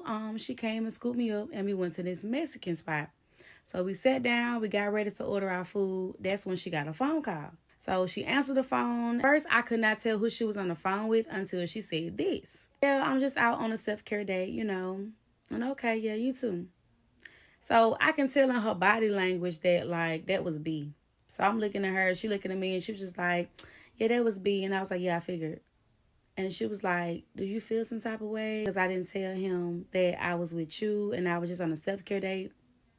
And so I just looked at her like, why did you have to lie? Because I don't understand, like, what was the reason? Like, why you couldn't just tell him where you was and where you was with? Like, what exactly could he have said? And she was just like, well, I know he can already see my location. He see I'm in your city. That does not matter. Why did you have to lie about it, though? Now I'm feeling like the energy is shifting. And honestly, like, I got 1 foot in and 1 foot the fuck out. And it may sound so fucked up, but, like, I was really looking forward to her marriage ending. Not for me, but for her. Because I'm just like, girl, ain't no way you don't see all these motherfucking red flags in your face. Like, you ain't tired? But she wasn't tired, friend. Or how about one day she hit me up and she's like, hey, you know, I'm thinking about doing marriage counseling because things are just not working out. And honestly, like, I don't want to keep fighting for this. Like, if this is what he truly want to do, I'm going to let him do it. I'm going to just do my part. And, hey, if things don't work out with the marriage counseling, then they just don't. So he agrees to go to counseling, child. They got scheduled, you know, got ready for that. And so one particular day, they got into some sort of disagreement, child. And he was just like, so when is the counseling thing? So we can go ahead and get this shit over with. So I can go ahead and have my paperwork. And so she's like, well, hold on. Like, if you on that type of time, like, we don't even waste our time with the counseling. Time or money. Looking to counseling so that way we can actually make the efforts to fix the issue. Shit, at this point, bitch, I'm on his side now. Come on, let's wrap this shit up. Let's get this shit over with. You skip all that, because, baby. Don't y'all hate when y'all love somebody and they not tired? They don't see the red flags in the relationship that you see, or they don't see how the relationship is just draining them. So you are not necessarily rooting for like a breakup or, like Dream said, a divorce, not in the way of like for your benefit specifically, but it's just like, I'm tired of seeing you go back and forth. And it could be a sense too. It could be a little bit of, I'm tired of hearing about it too. Like, go ahead, divorce, so we could go ahead and go through the little sad and the little storms and the little whatever. So then you can come back out and blossom like a flower. Okay. Really just sick of hearing about the negative, and you ain't leaving. Don't y'all hate it? I hate being that person, but I have made a choice. And if you guys are anything like me, you care about someone else's situation more than them. If someone brings their issue, their problem, their worries, their stress, if they bring that to you, you take it on like it's yours and you carry it and you pour into that person and you feed into that person. But sometimes it kind of feels like you care more than they do. So to some people, it may look like you overstepped a certain boundary or you doing a little bit too much in someone else's situation. I cut that shit out. And if you anything like how I used to be, I'm not even going to say that I'm still like that. No, ma'am. It was taking too much of my energy. It was taking too much of my time. I now know how to let someone call me and vent and talk and all of that. I give my little 1-2. And when that phone conversation ends, it's gone for me too. I don't think about it. I don't come up with solutions for you. You know, if you ask me something, I'll answer, but I'm not about to write up a whole, I used to have the whole blueprint on how you could fix your problem. For what? Taking out so much time of my day on how you can solve your problem. No, I have my own problems to solve. I got things going on in my life. So I am now someone, if you want to call and vent and talk, sure, we can do that, but don't expect all that I used to do back in the day. I don't do that no more. Okay? I got stuff I'm dealing with too. I just carry mine so well, I guess, that I look worried and stressed and problem free. But I learned how to put myself first. So y'all do the same. Had too many times for him to get this shit right. What is you weighing on, baby? A stroke? Shit. During this time, I had so many thoughts. Like, maybe she's just waiting on him to change. Maybe she's actually going to go ahead and go through with the divorce. Maybe our relationship will begin or at least improve, because it started to fade into the background from what I could tell. But I don't know. I guess we'll have to see in part 7. I think also just being real, I think at this point for Dream's sanity and just the overall situation, I think Dream should have took a step back. Like just hearing what she just said, like our relationship is being faded or pushed to the back, our relationship. And Dream had got so involved at this point that she couldn't even see that until she divorced this man, y'all don't have nothing. Y'all don't have a relationship. And not to take away from the other lady's feelings, because the lady probably do feel for Dream, but she's also still in love with her husband because she keeps trying to make it work. Now she's trying to go. The man said he wanted to divorce her. She said, let's go to counseling. Let's try it one more time. So Dream had you got a little too deep right here. You was in a little bit too deep. Y'all don't have anything, if I'm being honest. While she's still trying to figure something out with him, y'all don't have nothing. I mean, it's cool, go on a little date, have a little spa day, a little self-care day, sleep around, talk all night, talk on the phone, go to the movies, go on whatever dates. But deep down inside that woman, she want to make it work with her man. That's the sad part. So eventually, me and Wifey has a heart-to-heart. I sent her a long voice note because I wanted to make sure that she took the time to say as many times as she needed to. And I told her, I said, I feel like you're spending so much time trying to be everything that he wants you to be, and you're not taking the time to really look at what you're losing, which is yourself. Like, this ain't got nothing to do with me. This is about you and your happiness. Like, it's time for you to really connect with yourself and figure out, like, what is it going to take to make you happy? To my surprise, she listened. When I tell you, Wifey was doing everything possible that she can do to take care of herself. I mean, she was working out, eating better, trying new recipes, buying new clothes, getting her hair done, taking herself out, going to therapy. I'm like, yes, the fuck, ma'am. This ain't even about us no more. Like, girl, look, I want you to take care of yourself. Like, don't worry about nothing. Exactly. Okay? Focus on you. And that's all I cared about. And I'm glad that she took those steps to let her know that, I'm still in your corner, but I want to see you build yourself back up and be the woman you were. Well, not the woman you were before, be better than the woman you were before. But I want you to love you and put yourself first, because that's really what she needed. I'm sure she enjoyed the company, the love, the more intimate times that they shared. But what she really needed was this version of Dream, this friendship.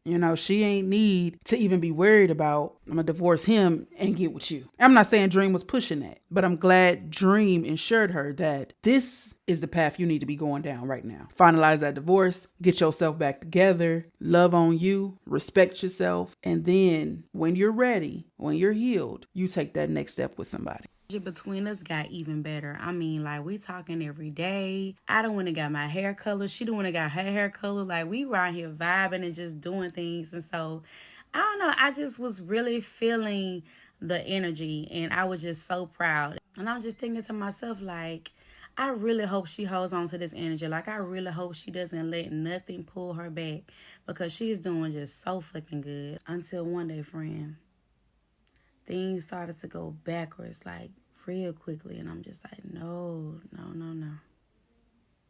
You were doing so good. So remember earlier in the story, I told you that I wasn't the first girl that they tried to have a poly relationship with, right? Mm-hmm. Well, the girl before me apparently was somebody that was creeping back on in there. He tells me that B is in the other room getting dressed. He just got out the shower. He done put on his clothes and put on his cologne. And he's about to head out the door, right? He leaves out the door. And y'all know how normally when your car is synced to your phone, whenever you crank it up, if you're on a call, if you're playing music, it's going to automatically sync, right? Mm-hmm. How about he was on the call and you can hear the voice of a female in the car. And I guess his volume was so loud that you can hear that shit from inside the house. And Wifey was not having it. And I'm just like, Lord have mercy. Didn't do nothing. She didn't go outside. He ended up leaving. And so she checked the location to see if she could see where he was going. He turned the shit off. Mm. So her mind was thinking like, I already know where he going. Like, I just got an idea.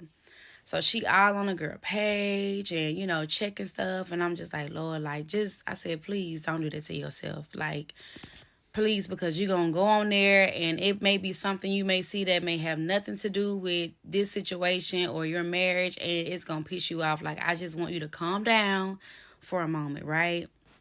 Now, I'm already knowing that, like, something is off, but I'm really trying to keep her calm because I just feel like she been doing so good, and he finds every opportunity to really fuck that shit up for her, and I really hate that. She goes into detective mode. The next morning, she went out to the truck, right? And she had his phone, so she checking all the receipts. I'm talking like checking everything. Kind of find out he didn't start by talking to the damn girl, y'all. I'm talking about like they talking about like all types of shit. Well, apparently they get into it. He just basically like, okay, well, if you want me to leave, then hell, I'll just go over there. Say what? Girl, I'm just like, Lord have mercy. Like, this is just too much. And this is somebody that he said that she did not have to worry about. He swore up and down that he wasn't talking to her no more. This man then started by talking to this damn woman. So she trying to get clarity. She trying to talk to him and see, like, what is it? Like, I just don't understand. Like, why do you keep having to do this? Like, why do you keep hurting me? Like, why you keep going back to the same person? Like, what is it? Like, why you don't just go be with her? So, bitch, this is what he tells her. He said, you will never be who I need you to be for me. And I'll never be who you need me to be for you. Y'all, when I say that shit crushed me. That shit wasn't even about me. But the fact that he said that, I know that shit hurt. It had to. And she's still asking why. And I'm just trying to explain to her. I said, baby, listen, like, you're trying to make yourself available for someone that's not emotionally available for you at all. Like, I know it hurts. I know it's hard, but you're going to have to, like, get to a point where you got to see shit for what it really is. What's crazy is she's not emotionally available for me either. And I think at that point, I started to mentally prepare myself for the worst. Not that I was anticipating that something bad was going to happen, but I just felt it in my spirit that, like, I was going to lose her. It's crazy because I enjoyed her, you know, romantically, but her friendship, our friendship, I value that shit way more. That was going to be the hardest thing that happened to me, was to lose her friendship, because I could give a damn about the rest of it. But our friendship, that shit was key. But I knew that we could never really be friends. So she's really in her feels, friend. Like, she's really confused and trying to figure out her way. So she decides that she was going to do a fast for 3 days, and hopefully it would give her the clarity that she needed. I'm not even going to lie. Like, in my mind, when she told me, I'm just like, baby, you don't need no fast to tell you what you need to do about that man. Like, everything else cool, but that man, you don't need no fast for that. You know, I respected it. I did not try to come in between her and her clarity. I stepped aside and allowed her to do what she felt was best for her. So she hit me up like a week later and was like, hey, I think I'm ready to let him know that I'm ready to end the marriage. And I was like, say what? She was like, yeah, like, I want to go ahead and move forward with it. Like, I'm just ready to choose myself. You know, I just want to get my happiness back. I just can't stand to be in a house with someone that doesn't even acknowledge me. Clearly, he doesn't want this anymore, and I don't want to force him. Okay, so when you plan on doing this? She's like, I don't know, like, soon, though. Like, I don't know if I should do it over dinner or if I should just, you know, tell him in person. I'm really trying to figure all that out. I just know that I'm ready. So I'm like, okay. But then I started to wonder, is she really going to go through with it? Or is she going to back out? What y'all? Let's see. Hey, girl. You know I left off telling you about wifey deciding to go ahead and divorce that man, right? She claimed she was serious about it. And so, for once, I gave her the benefit of the doubt. One particular afternoon, she asked me if I wanted to go to lunch. So I'm like, yeah, sure, that's what's up. So I ended up meeting her there at the lunch spot where we had tacos. So when we pulled up, she greeted me, she hugs me. And anytime that we meet, like, our chemistry, like, our energy is just so warm. Like, it's very flirtatious. It's like that, you know how I feel about you type of thing. So we go in, we pick the table, we sit down. So that's when I tell her, I'm just so proud of you. Like, I really am so proud of you. You about to get a new job, you know, you starting a new chapter in your life. Like, how you feel? Like, you know, is this something that you truly serious about? Like, you still scared? You know, like, talk to me. So she seems to still be standing 10 toes on her decision about letting everything go. So I'm like, okay, so if this is what you truly want to do, like I said, I'm here to support you. I'm a little shocked that she even asked me to go out, because normally she doesn't do this very often. Like, she goes out quite a bit with friends and stuff like that, to like the bars and everything like that. But she doesn't really invite me a lot out. And I know why. I know it's because of him. I already know. And it makes me a little uncomfortable and a little bit like concerned, because if this is something that you say that you want, and you're not really showing any effort as to meeting up. Like, she'll always say things like, you know, if I could, or I really wish I could just come and see you. Like, even if it's for a minute, like, I just want to hug you. I just want to touch you. Like, I just want to see your face. And she would say stuff like this all the time, but it's like, I'm right here. You acting like I'm across the country. Like, I'm literally, like, right here. I can meet you right now. And it's like, she just would not make that effort. So I didn't even like try to bring it up or go into it. I was just enjoying the lunch date for what it fucking was. Okay? So girl, the waiter comes over and he asks us if we were ready for the check and how many we needed, right? So he was like, 2. She's like, no, 1. So I'm like, okay. Energy, you know what I'm saying? It was cute. But nah, we can do 2. She's like, no, I got it. Like, I'm sure I got it. Me and my little dominant self, I'm like, well, let me send you half. Let me cash up you. She's like, nah, I got it. She was like, you just look out for us on the next date. So I'm like, next date? Okay. So we get somewhere. Like, okay, I'm seeing progress all over. You feel me? Okay. After our lunch date, she texted me and she's like, you know, you just so fucking fine. Like, I just love to see your face. Like, I just love, like, meeting up with you. Like, I just got to see you more. And so I'm like, yeah, likewise. Like, you know, I like seeing you too. Like, you know, we should definitely do this more often. Because, bitch, we don't do it enough. The fuck? And so she ended up texting me shortly after that. And she was like, and oh, yeah, like, and don't ever friends on me again. And I'm just like, what? I forgot to tell you, girl. First time around when he had fucked around on her and she dropped him and picked him back up, I had told her, I was just like, look, like, I think we should just be friends. Like, I'm just not gonna do this shit with you. You know what I'm saying? And I had completely, like, just cut her off. And we hadn't been talking for, like, at least 2 weeks. And it should have stayed just like that. Super fucking sad. And she ended up, like, reaching out to me, expressing to me how she felt. And how she felt like I just dropped her. Her feelings were hurt. And how she felt like I didn't give her an opportunity to, like, speak for herself. And how she felt before I just dropped her. You're married. So, you know, I felt where she was coming from. Because I wasn't really hearing about how she felt or nothing. It was just like, fuck you, you know? You're married. Like, I don't know. I just didn't like the idea that she took him back after he did what he did. You know? And so I was just like, well, you know, I hear you. I hear what you're saying. And I was just like, but we are friends, though. You know, like, until everything is all sorted out and I see that you're serious, we're friends. So that's when she was just like, well, no, I don't see us as friends. Like, I see you more than a friend to me. Like, I just don't want to be called a friend. And I'm just like, okay, so what are we? What are we? Tell me, what are we? Because right now, I kind of feel like I'm stuck in a loop. And I personally don't want to feel as though, like, I have to be sitting here waiting on you to see if you're really going to make the move. So she was like, no, you ain't got nothing to worry about. You're saying, I just don't want to be called a friend. So I was just like, okay, whatever. So I dropped it, okay? I just let that shit alone, chat. So, girl, a couple days later, she ended up hitting me up telling me that she had an interview, right? So I'm like, okay, yes, like, I'm so proud, like, how you feel, you know, like, you ready, you know, and we're talking the whole time, like, we're texting, and while she's having an interview, like, just like, okay, it's going good, you know, they seem to like me, you know, stuff like that. And so, you know, I'm just, like, really feeling like, damn, like, things really seem like it's about to look up, like, she's about to get rid of this man. We going out on dates now, you know, meeting up, and she's about to get a new job. Like, y'all know how she go. Like, she be coming in threes, okay? Like, knew everything. Ended up getting a job, right? She got the job, and she went on and resigned from the job she was currently at because she wanted to have a little break, pause in between, because she hadn't been off in a while.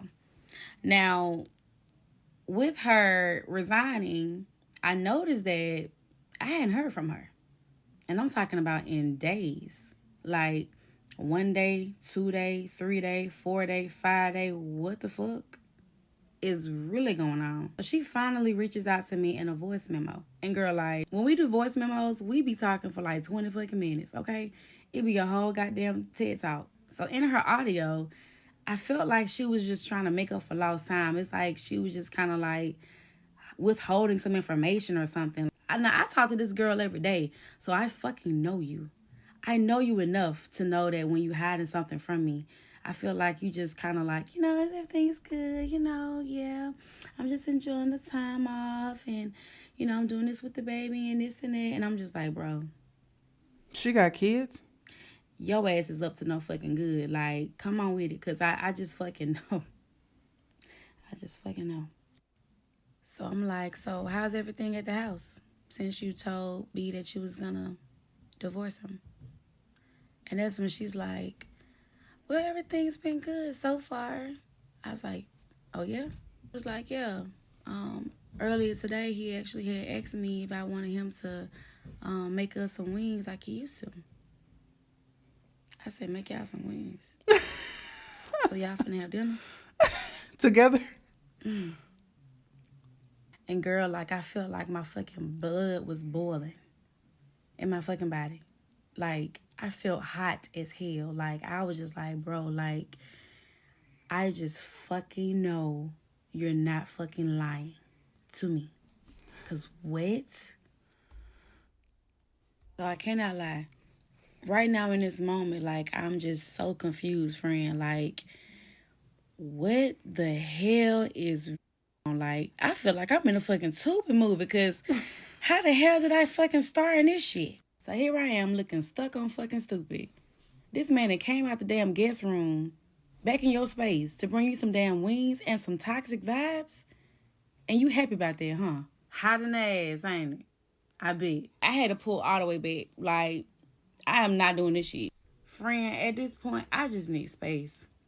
I need space. Ain't no way in hell you done told me you was about to divorce this man and you done turned your ass back around and let him feed you some lemon pepper lies. I'm through. I'm kidding. Lemon pepper lies. This motherfucker disappeared for 5 days to go and renew your vows. Oh, she irritated. Really? At this point, you ain't no better than a damn man. And listen, I get it. It's her husband. I know, friend. I know. It's her husband, so she's supposed to be able to make those decisions. And that's fine. But be real about your shit. You know what I'm saying? Stand in If I'm it. with somebody and we on bad terms and I know I'm not leaving them, I'm not going to sit here and play in your face. I'm going to be like, sorry, friend, but look, like, that's me. That's mine. And I ain't going nowhere. I'm going to stand beside him. Toxic, cheating ass or not. I'm going to stand beside him. Crazy. And you know what? I'm going to respect you.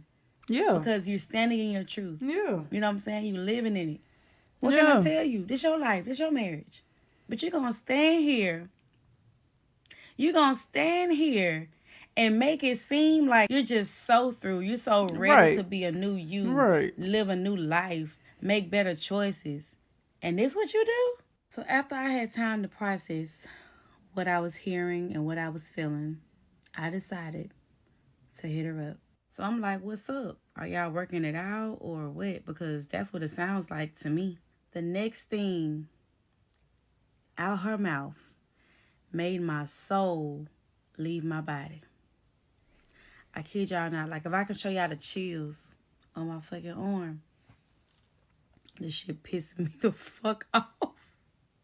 Like, this shit really did something to me. Like, and I swear when I tell it, I can feel it all over again. So y'all just gonna have to excuse me. Look at my eyes tearing up.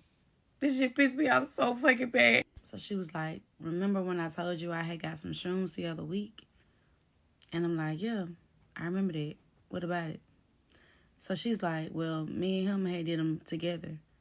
We just laid there in the living room and we just kind of vibed and like, we just had a real deep conversation. And it's like, I don't know what it was, but it seemed like it brought the connection back together or something. At this point, I'm going to have to roll up or something. That ain't even my thing, but I'm going to have to do something. I'm going to have to do something. Okay?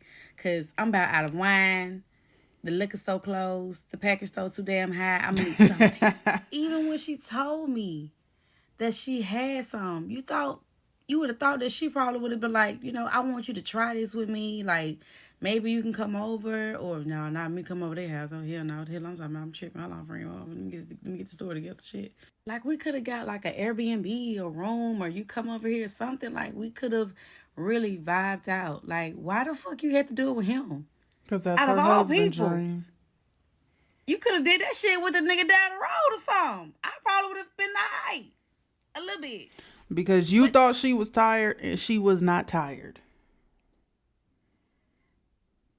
Some people just never get tired. Some people like the drama. They like the back and forth. That's excitement. It's excitement in the relationship. She's not tired. When she's tired, she'll let go. She wants her relationship to work. As much as she liked the dream, liked her company, liked the chemistry and everything in between. She wanted her marriage to work. Hell. This is how crazy people are made. But I'm going to spare you. I'm going to spare you this time. Because, girl, you really, really tried it. I'm thinking you going to tell me y'all had y'all last supper and you about to help him pack. You done took this man to a whole nother universe. And he does not deserve that. He does not deserve that at all. Now y'all cooking together. Now y'all talking about taking a trip. And I'm sitting on the sidelines looking crazy as hell. Like, it's giving side chick. And that's not me. Like, I'll never be that. And just when I thought it couldn't get no worse, she tells me what they decided after they got back from their little trip to the universe. And that's when I realized that I was never the one that she wanted. I was the one that was there. And that was a tough pill to swallow. Friend, like, that shit really, really hurt me. Like, I had never felt that damn much. Dream filled a void that she was missing. The attention, the affection. She filled that void. Someone to talk to. Like she said, the husband used to call on his breaks. He ain't called no more. She was always there and made herself available when this married woman needed her. But at the end of the day, that woman just wanted her relationship to work. Period. By somebody that I really looked at as a friend. I mean, truly. Like I said that before, like, we didn't even have to be anything romantically or anything. Like, I genuinely was wanting to be a friend because of how great our connection was. But then again, now I'm y'all looking could at never all just that be was friends like, anyway. Now I feel like that was a lie. Can you really be true to me? Because right now, Not over her you're husband. not even being true to yourself. And I promise you right now, this shit made my stomach flip. The things that we fucking do to be there for people. And the thanks that we get back. But you cannot let your feelings and your heart get involved either. Because if it was strictly just a friendship, that's it. Y'all wasn't flirting and none of that. You wouldn't be in as deep. You know, your feelings would be hurt because you would still want your friendship. You would still want your friend around. But now that she's more than a friend, y'all be connecting like that. The breakup is a little harder. After all the tears, after all the breakdowns, the shrooms trip, the lemon pepper wings, you know what this girl told me? She think they gonna work it out. Friend, Of course. I wish I was lying. I really wish I was. And I'm like, oh, okay. I'm prepared for the worst. If it works out, it works out. If it doesn't, then I just figure something out. I already know how he is. Not you gambling your sanity like this a damn slot machine. The fuck? Like I wasn't just there trying to help you figure out how to leave. What? Mind you, this is the same man that had a whole baby on her. Yeah. The same man that forgot Valentine's Day like it was optional for him. What, 2 weeks ago? Didn't even get a card, friend. Not even a balloon from him. Nothing. But she had the energy to leave their house after a drunk night at the bar to come over to mine in secret. Now, mind you, he out too, doing his thing, and you have no idea where he at. But you over here, like you sneaking. This man already gave you permission to do your thing. But why do you feel like you owe him to know where you at? Do you know where he is? And she was so goddamn nervous. I'm like, damn, like, girl, do I need to hide your car in my garage or something? Shit. And now you're telling me you ready to go back. Baby, make it make sense. That's her But man. hold on. Then she hit me with this. Well, I realized there were some things that I needed to work on too, and he made me realize that I was pulling away from the marriage, and I just want to make sure he gets what he needs. Oh, so now we're healing him? This the same man that played in your face after you asked him if he was messing with the same girl that he was dealing with back then. For real? Friend, get this. I asked her, I said, so tell me, what is it that he needs? Like, be for real. What is it? Because at this point, I'm curious to know. This girl gonna tell me, well, I told him that if he wants to get a girlfriend, I'll be open to that again. I'll just let him pick this time, but he just has to be open. Friend, I don't even know if I can tell the rest of this, baby. I may have to call you back because, this is too much. Is she gonna pick up a new girlfriend? With him?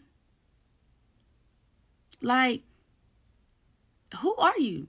Friend, I just mentally clocked out. Yeah. I did. It's like, time to is move this on. the same woman for real? Like, there is no possible way. I'm wondering if Dream ever told the wife that the husband wanted her back in the day. I wonder if that conversation ever came up. That this man manipulated you like that. But one thing I can say, when you get in a narcissist trap, that is one trap that is hard to get out. I've been there, done that. And I feel for her because I swear, it ain't shit nobody can tell you that's going to get you to see the shit until you get tired. And clearly, she just wasn't tired. What she said was, I know this shit is messed up. Like, I know this shit is messed up. I am so sorry. And then proceeded to talk about how to make this man happy. And that's when it hit me, friend. I was never meant to be her girlfriend. Nope. I was just the emotional reset while she figured out if she still loved a man who didn't love her right from the beginning. Never loved her right from the beginning. But baby, I knew I was done this time. And I never looked back. That's good. You shouldn't. Don't be her. Don't be her. Not knowing your worth, not respecting yourself, not setting boundaries. Don't do that. How y'all like that? How y'all like that 10 part of I fell in love with a straight married woman? That was crazy. I honestly, at one point I was like, okay, she like her as a friend. She want to keep the friendship. And in other parts I was like, no, she's in love. And I think a couple of those times Miss Dream was trying to convince herself that if anything, she just wanted a friendship. But when a chemistry is strong with somebody, as she put it, there's no just being friends. Y'all will never just be friends. Friends don't do certain things. And then friends with benefits is just toxic. You know, if you're going to have the benefit, you might as well be together. It's like you're friends, you're lovers, or you're nothing. You know what I'm saying? Y'all comment down below what y'all think about it, how y'all liked it. We are on the road to 25K. If you have not already, please hype the video. And if you like videos from me and you want to see more is to come. Don't forget to like, comment, subscribe, share, because right now, King Day is out. Peace. The motherfucking building. Burn it up was up. Yeah, BRISKO, not know when was up. Run that shit, we had all the show. Say that shit for your camera.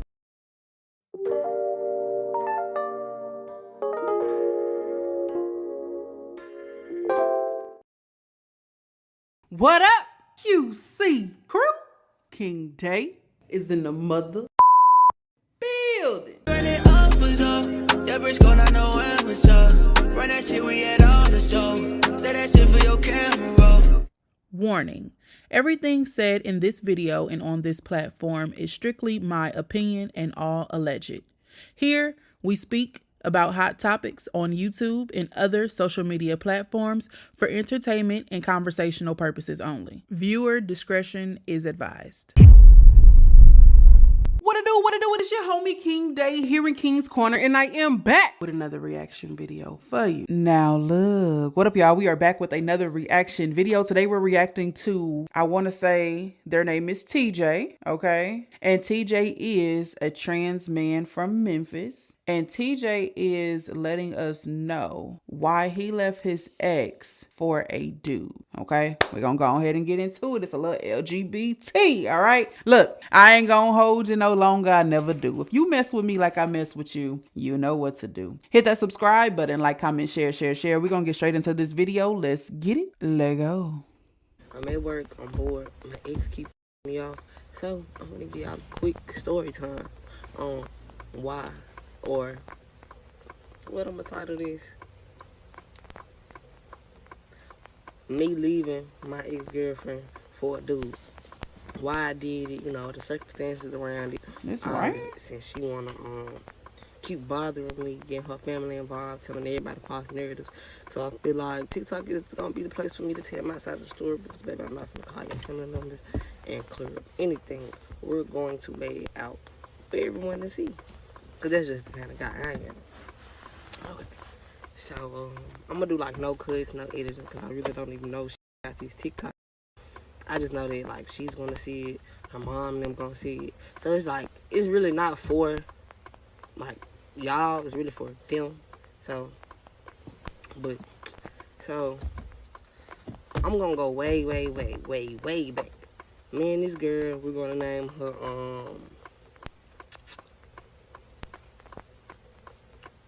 I'm not really good at giving nicknames, so we're just gonna call her K. No. We're gonna call her, I mean, you didn't edit it AK. out. You might as well just keep it AK. AK. Okay, so I met AK like I wanna say like 2023, end of 2023, 2024. Like that. 2024, we met end of 2024 on Tinder. Now, I'm not really like a Tinder guy, kind of meet my person, but at this time I was fresh out of a relationship, so I'm on Tinder and shit, I meet her. And really, I feel like it was kind of rushed. Like, we met, we talked for like maybe 2-3 weeks, and then she came from Mississippi to come see me. I just went over the hour drive, but it was the person like, girl, we only been talking for this long, and you already finna come see me. So she came and saw me, we chilled, went. Things went cool, our first little link. Alright, so this is where she is fucked up. Our second link, I'm not sure how, I'm not good. I have like short term mixed with long term memory loss. Like they go in and out. So like I don't remember the full details of how long. You gonna tell us a story and you don't remember. Links was, but I don't think they was there far apart. They was probably. Come on, man. If even then, I think she left one day and came back the very next day, some shit like that. So I drove her car, like I was driving her whip to go see my family. So one day I was feeling geared to take her to the river this particular day, which was October 3rd. October 3rd, the day my life changed forever. I got into a wreck with an 18-wheeler. Well, we got into a wreck with an 18-wheeler, me and AK. Alright, so we get in a relationship, and, well, we get in the wreck, and the wreck led to a relationship. Like, while I was going to the hospital to visit her, and she started calling me bang. And like she in the hospital, so I'm not finna tell the girl like, hey, I'm not really trying to get in a relationship right now. You know what I'm saying? I'm just really kind of trying to keep mingling. But I was kind of into it. So I wasn't gonna. There was another reason why I didn't say it, but I still wanted to do my thing at the time. So I was kind of mixing and mingling. Like I did some disrespectful shit. I had like answered the phone for one of my at the hospital, but at the time she wasn't my. We was just chilling, like. It was just cool, like, she was in a relationship, I was doing my thing, like, we was just cool, so, damn, I'm really, like, off topic, but this is, like, background, like, I gotta give y'all background to really kind of lead y'all on into the main story. So. Let's go. Where was I? I don't even know. Fuck, man. Got into an accident with the 18-wheeler. Yeah, I'm going to see her in the hospital. Okay. She, like, was more up than me because of her. Like, I only had I shattered my talus bone in my right leg, with my right ankle, and fractured a couple ribs, things like that. She, on the other hand, she had a hip injury, so she had to recover longer and everything. She was in the hospital longer and everything. I was able to do outpatient surgery. She had to have all her surgeries in the hospital. So I was there with her, like, through all of it. Because I feel like that's what I hit. Like, I wrecked her car, so of course I'm going to be there for them. I'm going to be a real nigga. I ain't going to run off and be weird. Like, you know what I'm saying? It's no reason for that. We cool. We kicking it. At least that's what I'm thinking. I'm thinking we cool. We kicking it. So, time goes on. And, like, she's developing. Like, I'm going to go kick it with her at her mama house, to help take care of her. Like, long term, I'm going down there. I'm thinking it's raining. That was your air conditioner? I'm damn near wiping the girl's legs. I'm helping her get up, go to the bathroom, get out the bed, learn how to walk again. All that. Like, sitting at certain physical therapy appointments with her. Like, everything. Like, I'm doing the whole 9 yards. I'm being a perfect man in the beginning. And at the time, I did have the intentions on being a good dude, which I ain't gonna say even in towards the end I had bad intentions, but it was a accumulation of events that led to me, in fact, doing what I was doing. One thing that I noticed in my ex, AK, was that she was very like, she liked to hold back on her words when it came to me. Like, she wasn't opinionated when it came to me. I'm not sure what that was about, but I'm used to opinionated women. I'm used to people voicing how they feel to me. All this. So I feel like she had, like, that gives me secret agenda in a way. Like, a person that really like holds stuff in and keeps it. I feel like you're keeping tallies on everything. So from the beginning, when we was having issues, I don't feel like she was really just speaking up. It was really just on me. So it became to a point where I'm telling like, hey, bro, I'm thinking I'm nagging. So, like, I'm going to just shut up and see, how this go. But it was like, I'm letting shit build up. I'm getting mad. I'm waking up with an attitude because I done let you do this 2-3 days in a row and I'm really not with it. So time goes on and I'm kind of telling her, like, every time I'm feeling some kind of way, I'm telling her, like, hey, bro, I'm really not feeling it. Like, I ain't with it. Like, you really blowing me. Like, I'm having full in-depth conversations with her in detail on what's throwing me off, what's not making me happy. Like, and a lot of things was like, after we left her mom's house, she came to stay with me and my grandma. At my grandma's house, I had to pay bills. Like, I'm not one of those people who get to stay for free. Like, I pay bills majority of the time. I have to buy my own food, all of it. So, and then I'm coming with another person. So, of course, I'm feeding me and you. I'm doing everything for me and you. I'm paying for you to stay here and me to stay here. It's not just a me thing. So, for a full year after the wreck, it was like, okay, I'm letting you recover, but you still have to put some effort in around the house. She wasn't helping clean up. She wasn't really cooking like this. She wasn't doing a whole bunch of shit. And I'm just like, bro, like, I know, but you have to get up. You have to move. Like, you sitting in this depressive stage. Like, you got to get up. You got to move. Because at this point, it's not that you just can't even move and walk no more. Like, you got your full mobility back and you still not doing certain things. And I'm constantly voicing, I'm constantly telling her this. I'm constantly like, you know what I'm saying? So she listening, but like, it's like the shit'll last for a day. Like, her doing right, it'll last for a day. And then we back to, you know what I'm saying, being into it, not on good terms. I'm mad about this. So time go on, and I'm like, all right, so like, we just gonna start trying to be spontaneous. Because I already told her in the beginning, I'm a guy that, like, I go easily. Like, if you're not keeping me in that moment, I'm gonna flow away. So I'm telling her, like, bro, I'm not really with it. So like, we gotta be spontaneous. So I'm going into the spontaneous, and I'm like, all right, so what we gonna do? She bring up the idea of, let's start looking for a threesome. Let's start looking for a three-way partner. Man, this is when shit really first starts to get sticky. Okay. Like, this is when shit first starts to get like, I don't know if we gonna last, because finding the person was kind of difficult. And then the person that we did end up finding was a person I knew from my past, and she kind of made it mixy. She came in being mixy. Her agenda was to just fuck with me, really. And then it came out that, like, she really only wanted me. She only started liking this girl because of me, all kind of shit. So we moved past that, and we still mingling. We still talking about, being open and shit like that. What your hazards on? Not open, but poly and finding someone to join us. But then I was still getting more turned off at this point by her. Like, things were getting worse between us. She wasn't doing a whole bunch of things. I feel like I was pulling majority of the way, and she felt like that because I'm the man in the relationship, and I told her I was gonna take care of her. But I didn't tell her, like, sit around and do nothing. I told her, I'm gonna take care of you to an extent, but you're gonna have to get up and do something. Damn, I'm really finna run out of time. I didn't even realize I was talking for 10 minutes, but we're gonna come back for part 2.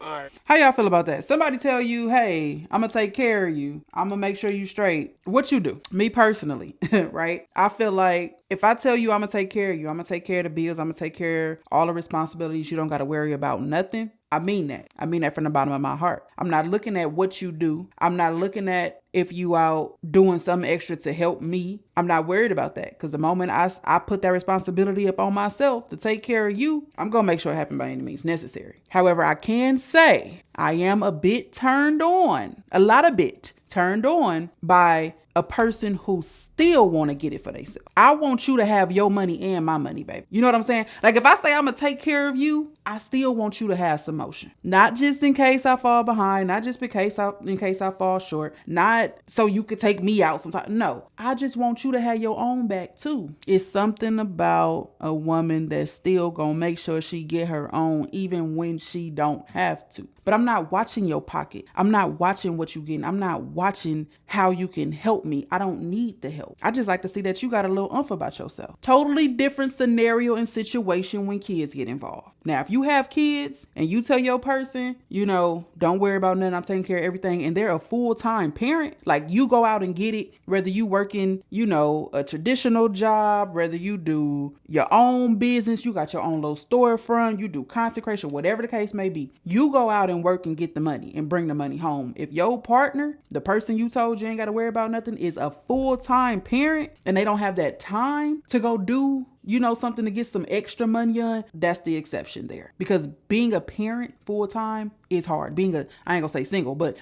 being a parent, taking care of the household, period. You got dinner on the table when I get home. The house is always clean. Groceries are always in the house, stacked up. The kids are taken care of. The kids are well fed. The kids are well groomed. That's a job. That's a job. So that's also a turn on. You know what I'm saying? But in this case, I don't know if that's how he feel about it too, where it's like, I want to take care of you, I want to provide for you, but I want you to get your own, you know, little coin too. I don't know. But it sounds to me like he was counting his ex pocket. He was looking at, I'm working, I'm tired, I'm this, and you just kick back. I think the person that's getting taken care of should be able to kick back. Like, I feel like whatever their job is to get money for themselves, it shouldn't be stressful. They feet shouldn't hurt, they head shouldn't hurt, they shouldn't be stressed. Like, whatever they're doing to get money, which is obviously extra money because he said he was going to take care of the house, he was going to take care of responsibilities, it should be fun. So maybe your girl like retail and she want to go work in the retail stores. Maybe your girl like liquidation. You know what I'm saying? So she invested in that. She going to go work at the liquidation center. Maybe your girl like to design clothes or like to repair things. You know, like, whatever it is, it should be fun. It should be chill. She getting extra. It shouldn't be stressful. And I feel like he looking at it like, I'm at work, I'm tired, I'm taking care of all the bills, and you ain't doing nothing. But she should be able to chill too. You know what I'm saying? Like, the work should not be stressful. She should be able to take that break. You know, even if she wanted to take 2 or 3 years off of working, because she been working all this time before you. Now you say, I'm gonna take care of everything. I think she deserves to kick her feet back for a little bit. Couple months, maybe even a couple years. And then she might say, you know what, let me get it going. I don't know. Am I making sense? Y'all picking up what I'm putting down? Y'all let me know. So this is part 2. Why I left my ex for a dude. I left off with, we weren't really getting along. Things really wasn't on good terms. Because you really still want it to be 50-50, I feel like. In the first part, I said we met October of 2024. No, we met August of 2023. We got in our wreck October of 2023. We were together for a year and some months before everything kind of hit the fan. So I want to put a better timeline on things. I don't want people to think like, damn, y'all got together and shit ended there. No, we were together for, I said a year. We were together for, it was like a year and some months. So I wanted to put a better timeline on that just because I don't want people to, be confused as I'm telling this part 2 of everything.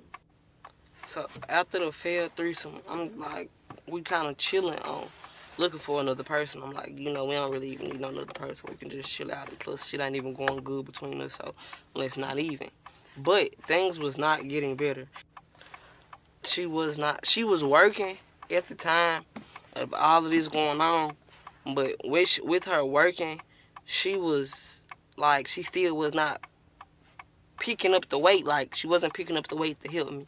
Like, she was really trying to save a lot of her money and, like, stuff like that. And I'm telling her, like, that's really not cool. Like, you know what I'm saying? We both got, you know what I'm saying? It's a lot of stuff that we got to attend to around here. And so So I'm confused. Maybe I missed something. Maybe I misunderstood.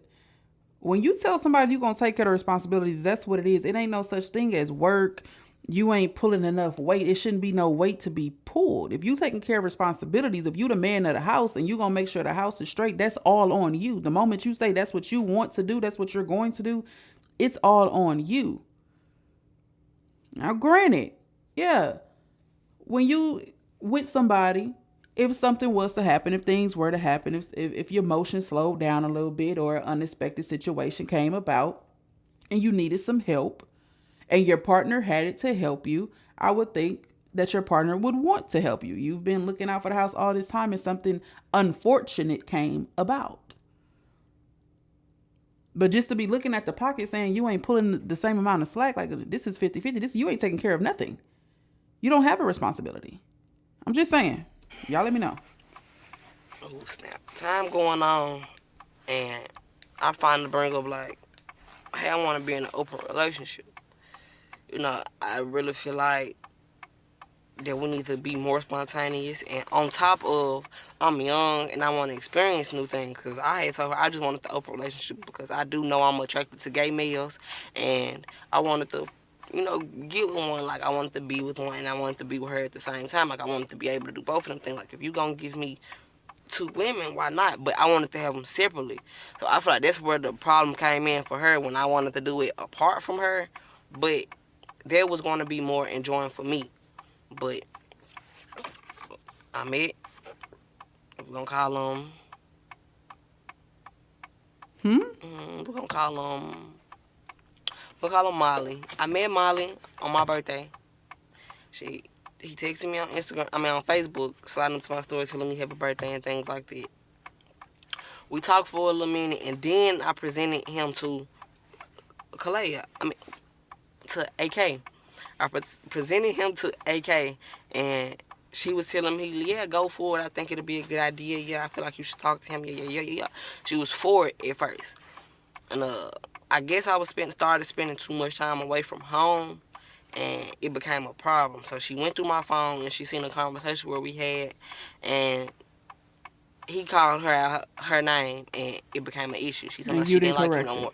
But I didn't have to stop talking to him. She just didn't want, like, it wasn't going to be how it was at first, like how I could talk about experiences and stuff with her. She didn't want to hear nothing about him because she didn't like him no more. So if you're in an open relationship and somebody disrespects your main partner, you don't correct that? Like, you don't find anything wrong with that? Like, I respect whatever people have going on. Some people, frown upon certain people's relationships and what they have going on. At the end of the day, that's really none of our business on what they do, in their bedroom. If they like it, I love it. Hey, you want to have threesomes all day? That's on you. You want to have 8 partners? That's on you. You want to be open? That's on you. Whatever y'all understanding is between y'all. You know what I'm saying? So this one, you in a relationship with the girl, and then you decide, okay, I want to kick it with him. I want to see what he about. But then he's disrespecting your girl. You don't find anything wrong with that? Y'all let me know. Am I reaching? Am I doing too much? Y'all let me know in the comments. Time went on, I'm still messing with dude, but I'm asking her, like, do you want me to stop? Is you feeling any kind of way? She's telling me no. But I'm noticing the signs, and that's what's making me even more mad. Like, you're sitting in my face, you're lying to me. I've looked you in your eyes several times, and you've lied to me while looking me in my eyes. So I felt some kind of way after that. I'm like, bro, you're not a thorough person. Like, you don't do that. Like, that's when it started to get in my mind, like, you're going to use a lot of this stuff that's going on against me, which is going on right now. You're using a lot of the stuff that happened on amidst the open relationship again. That's when it started to get in my mind, like, you're going to use a lot of this stuff that's going on against me, which is going on right now. You're using a lot of the stuff that happened on amidst the open relationship against me to say I did you wrong, but you knew everything that was going on. I told you about the relationship. I told you about everything that was going on. So when she wasn't in the dark, it wasn't like I was being secretive, more like I was moving weird, nothing.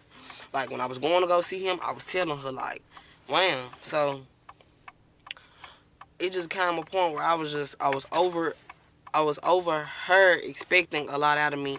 And then when she finally moved back home, I'm thinking, you finna move back home and start working.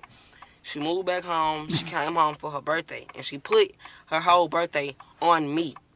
Mind you, the birthday previous to that, I had just did everything because she didn't have any money. So I bought the cake. I gave her a nice little celebration. I proposed to her. Everything. It was a good birthday. So I'm thinking this birthday you're going to do for your own birthday. She came on, put everything on me, knowing that we was already in a financial situation. So I felt some kind of way immediately. And I told her that I felt some kind of way that same night, that it made me feel some kind of way. Even if y'all in a financial situation, I would think, and this is just me, okay? Even if y'all are in a financial situation, you expected her to do her own birthday 100%. Like if you was like, okay, I did last year. Now we in a, kind of a situation. Let's think of some inexpensive, activities to get into or things to do for your birthday. And I don't have much, but I have this. Whatever that may be. Whatever amount of money that may be. I don't have much, but I have this. What can we do with this? And then if she says, well, I want to do X, Y, and Z. So if you got that, then maybe I can put something else with it. And then I can just do everything I wanted to do, for my birthday. I mean, at least that. But y'all correct me if I'm wrong. Like birthdays, like I'm not saying it's 100% on your partner, but me personally, like when it comes to my wife, it's like, it's your birthday. So I want to do everything for your birthday. It's your birthday. I want to do that, whether I got money or not. We've been together so long, I've had $0.00 on her birthday, but I made a way. And her birthday is the same day every year. So a few months before, I'm getting it together. I'm trying to figure out something. I'm trying to see how I can get $1,000 by tomorrow. Months before the birthday. The birthday is the same day every year. Come on now, brother. Me personally, again, I'm going to figure it out. I'm going to do what I got to do, make it do what it do. It's going to be what it is. And even if I have $0 in the end, I did something for my baby for her birthday. This man said, I did something for you last year. So I thought you were going to do your own birthday this one. That's crazy. That is crazy. You coming and putting your birthday on me, like, it was another. Not putting your birthday on me? That was when it was really just kind of the end of us still trying to be cool and be these men crazy. And all of that. No matter. Look, let me tell you this. These men out here are crazy. It don't matter if it's a straight man or a trans man, okay? Right now we are reacting to a trans man. These men out here are crazy. We ended the relationship way before her birthday, in my physical opinion. We ended our relationship sometime in the summer, but she says we did not end our relationship until Christmas, because after me and him posted our pictures, she sent me a long paragraph telling me how she didn't fuck with me no more. But that wasn't what broke. We was already broke up before then. Like, so I was trying to figure out what was going through her mind. Like, before she left and went home, we had already made the agreement to just be cordial. Things went beyond that, and now we're here. She says that I left her for a dude and I was DL, and it's a whole bunch of other things that's a mixed up. But how was I DL when you knew everything and I was never DL? It's not like people didn't know, about what was going on. And I'm a free spirit. I go with the flow. Like, I'm a trans man. I live my life how I want to live my life. I don't live my life according to how other trans men live their life. I live my life on my terms. So to say I'm DL and all of that, that's weird. That's OD. We just end it how we end it. And you assume that you got left for a dude because of how fast the relationship transitioned from you to him. But I left you because of you. You was not pulling your weight in a relationship, and we had several talks about this. This is why it's so baffling to me now how everything is my fault and I'm all of a sudden this cheater and this person that made these horrible, horrible mistakes and did this girl so wrong. When I was the most honest I had ever been in my life with this girl. So,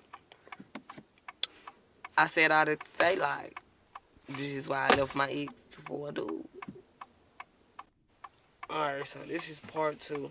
So because, my bad, y'all, I'm multitasking. So because your girlfriend wasn't pulling the weight, you call it quits, was your side piece, like the boyfriend, was he giving you any money or helping you with anything?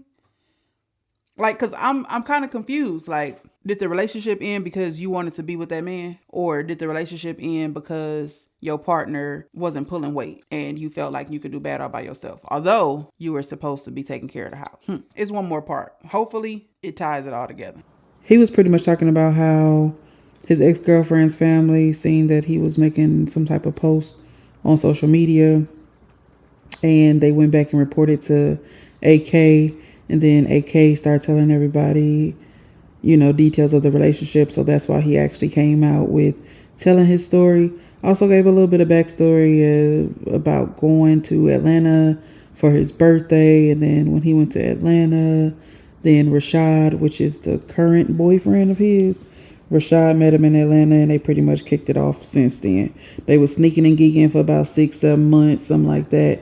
Then they finally just came out, posted pictures, and then voila, became a thing. That's pretty much it.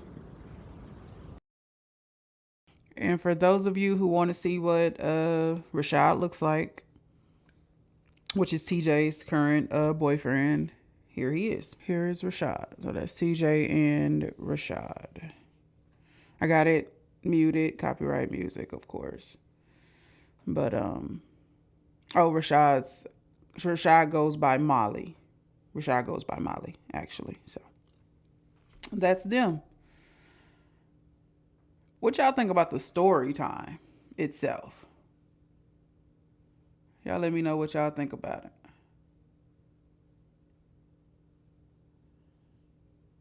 I think TJ wasn't ready for a relationship. They got into their accident, right?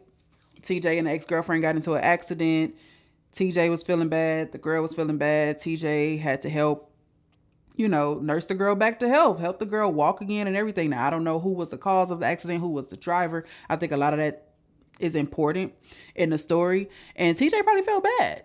TJ probably was like, damn, we done got in this accident and we both was messed up. And now we, you know, both getting to feeling better. And then now that, what her name was, AK, now that AK is, you know, back good and she's able to work, now, you know, it's time to get back to real life. Okay. I done nursed you back to health. It's time to get back to real life. I need help with whatever I need help with, whatever. The attraction probably was gone. Wanting to be with her, all those feelings and everything probably out the window at this point. And TJ ran across Molly. And TJ was like, I really, really like Molly. And since we were already rocky and we were talking about being open and adding third people, this is my way to ease Molly in. And TJ probably would have been happy if AK, him, and Molly were a thing. That's possible. But it seems to me like TJ is happy where he is right now with Molly. And I guess that's all that matters. But y'all drop y'all comments down in the comment section. I want to know what y'all think about this one. And look, if you like videos from me and you want to see more is to come. Don't forget to like, comment, subscribe, share. Because right now, King Day is out. Peace. The motherfucking building. Burn it up was up. Yeah, BRISKO, not know when was up. Run that shit, we had all the show. Say that shit for your camera.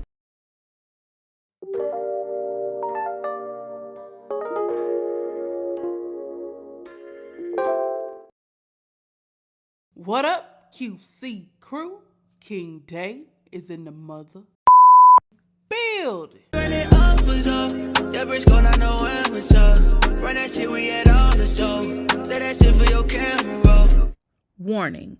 Everything said in this video and on this platform is strictly my opinion and all alleged. Here, we speak about hot topics on YouTube and other social media platforms for entertainment and conversational purposes only. Viewer discretion is advised.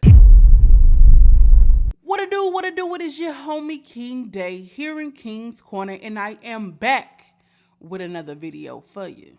Now, before we get into this, I do want to let you guys know that all of the information shared in this video was found on YouTube videos.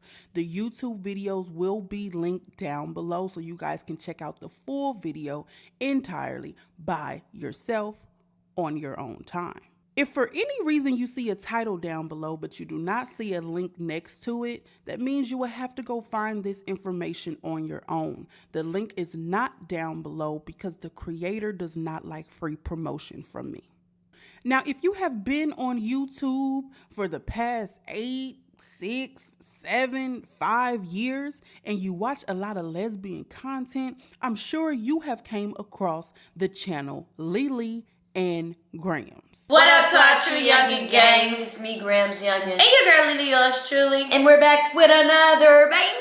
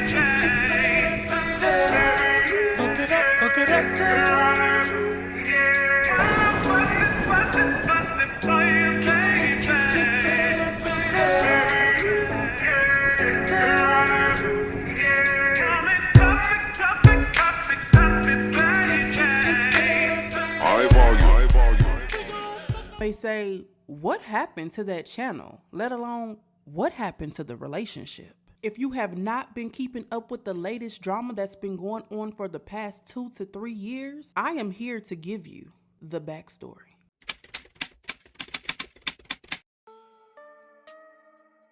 According to Grams, the dynamic duo Lily and Grams met on August 6, 2012. They met in a training class on a job. Now, prior to seeing each other in person and actually meeting in training, Grams kind of knew who Lily was through some type of event or situation that happened, making Lily go maybe a little viral on Facebook. She had a title around town that she was a loose woman. Graham says that is what attracted her to Lily. Now, Lily had no prior knowledge, never seen Grams before around town, never seen Grams on the scene or on social media, but when she seen Grams at work that day, it was love at first sight. You tell it how we met. It was August 6, 2012. I'm gonna hold her hand because I want her to tell the truth. I seen Lily.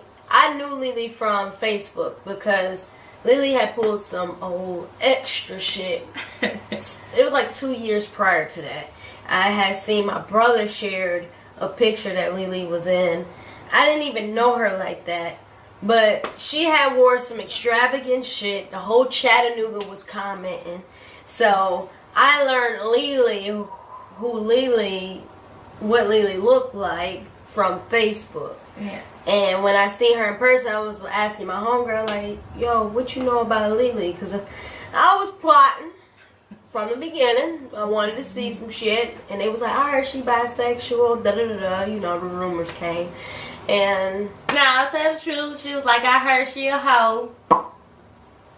That's what they said about me. Wasn't even a hoe. And that's what attracted me to her. All those thoughts. So when I pulled up, it was our first day. Yeah, it was our first day starting and training. And I remember seeing her sitting outside. I think he was standing like by the pole or something like that. So I parked my car. I had an Acura MDX at this time. It was blue. So I remember walking up and I was like, oh, she cute. But then I was like, okay, I can't let her know she cute. But I think I walked back to my car on purpose just so she could see my butt because I had on like a skirt or something. But so I guess I was plotting in the beginning too, not even knowing. But we ended up being in a training class together. So at the time, Lily already had one child and was currently in a relationship with a male. Lily and her current boyfriend was having some troubles in paradise, but she always tried to make it seem like she was in a happy relationship while speaking about her relationship with Grams. Eventually, Grams found a way for Lily to confide in her, get a little comfortable, and start spilling tea on the relationship. And that is when the flirting started. So as time went on, not a lot of time, actually a short amount of time, maybe a couple of weeks according to Grams. Grams' time at the job has come to an end. She was ready to move on to bigger and better things. So she let Lily know, hey dog, I'm about to leave. I will no longer be your work bae anymore. Lily says she gets in her feelings a little bit and she's like, no, you can't go. And she realized like, dang, I kind of got some little feelings for this stud I have been talking to for the past couple of weeks. Graham say, look, hey, listen to this song, 2012 by Chris Brown. And when you listen to it, I want you to think about me. And so Lily did just that. Lily says she went home and got comfortable in her home and put that song on and was trying to figure out why in the hell does she feel how she feel about Grams, and she's in the whole relationship with her boo. So a little bit of time passes and Lily and her boyfriend breaks up. Around this time, her and Grams get a little closer. They start hanging out a little bit more. They're going over each other's family's house and they just like really big, kicking it, big chilling. But for some reason, Lily's boyfriend or ex-boyfriend has a hold on her and she just can't let go.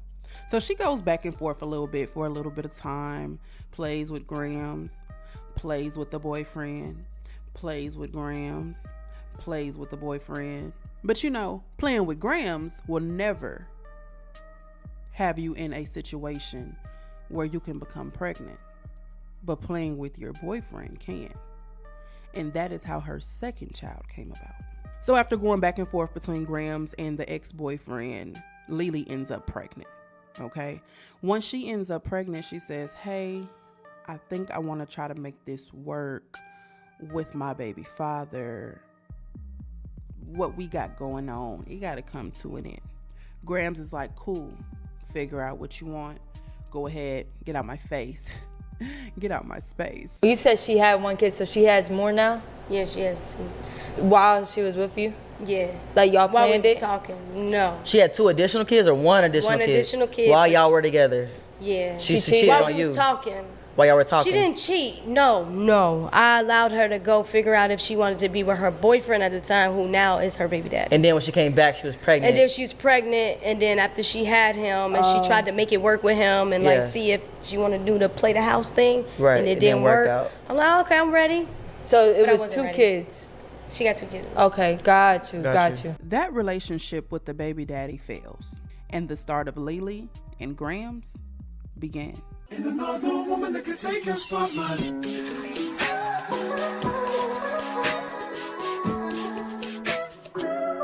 If I wrote you a symphony, just to say how much you mean to me, what would you do? If I told you you were beautiful, would you date me on the regular? Tell me, would you? Well, baby, I've been around the world, but I ain't seen myself another girl like you. This ring here represents my heart, but there's just one thing I need from you. Say I do, because I can see us holding hands, walking on the beach, our toes in the sand. I can see us on the countryside, sitting on the grassland side by side. You could be my baby, let me make you my lady. Girl, you amaze me, ain't gotta do nothing crazy. See, all I want you to do is be my love. So don't give away my love. So don't give away my love. So don't give away. And another woman that can take your spot, my love. So don't give away. Lily wanted to be a social media influencer and start her a YouTube channel, and Grams supported her 1,000%. According to Grams, she was the person that moved them into their first apartment and also bought equipment for Lily to start her YouTube journey. Once Lily started her journey on YouTube, her subscribers started to cling onto Grams and wanting to see more and more of couples' content from the two. Although Grams was working a traditional job, she still fit in time to support Lily and give her supporters what they wanted, which was that couples, Lily and Grams content. Now, Lily had a very, very transparent relationship with her viewers, and that's one of the things that attracted me to her channel. Lily had no problem showing the good times or the bad times. It is safe to say that both Lily and Grams were very physical with each other throughout their relationship. Even in some of their prank videos, you can see where they both get a little physical with each other, whether it was scripted or their natural reaction. I'm stranded and shit, so I felt some type of way, so I wanted to square up. So she kept putting on my getting stuff in out my the trunk. face. Like, in my face, y'all. Like, she was in my face, like, You dead know ass, the- like, in my face like this, in my face. I'm not trying to get She pulled my hair. I pulled her hair, and we got to fighting, and we was in the jacket the fuck up. She was slipping and sliding. I had her by her dress. I'm like, She was slinging me into the walls, y'all. Yeah, I was slinging her to the walls like this, like whoosh, She whoosh. pulled two of my dreads out, And then Shay came in breaking it up, y'all. I gave her like 4 ball spots, no lie. So I drove back around there so she can get her jewelry, because she claimed they text my phone saying she left her jewelry. So I'm driving back around there so she can get her jewelry. Y'all, she gets in the car on the passenger side. I'm crying, looking out the window. So then next thing you know, I feel the light of Jesus himself strike me in the eye. Y'all, she like boom, hit me in my eye, knowing I had eye surgery. Why the fuck would you drive my car knowing you can't see anyway? I was going to the store. Baby, You know, baby, I was going to the store. I told you that. I told you I was going to. man, please.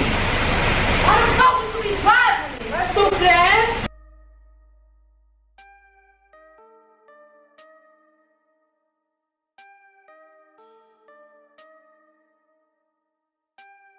Now, through all of the toxic things that they went through at the beginning of their relationship, they managed to get through it and still try to work through things.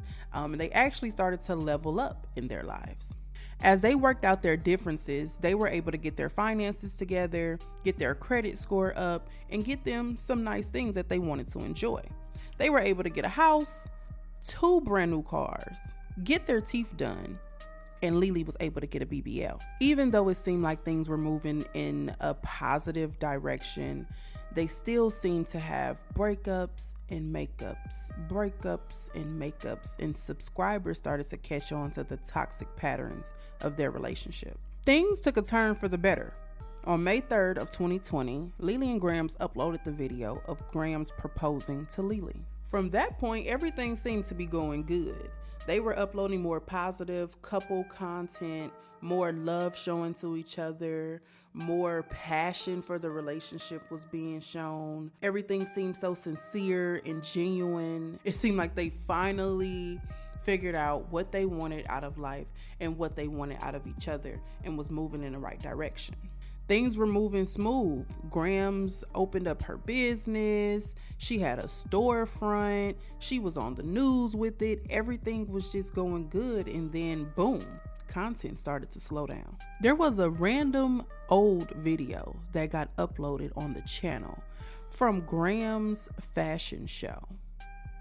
And around the same time, we see Grams pop out with a new boo on Instagram.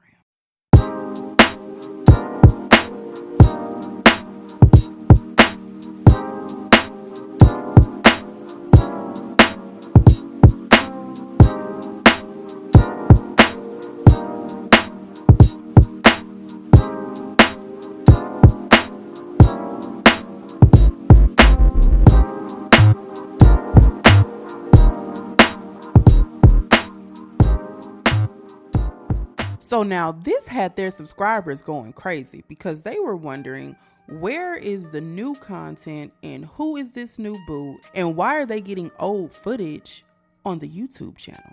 Lily and Grams came to the internet a lot about them breaking up and making up and even accusing each other of cheating.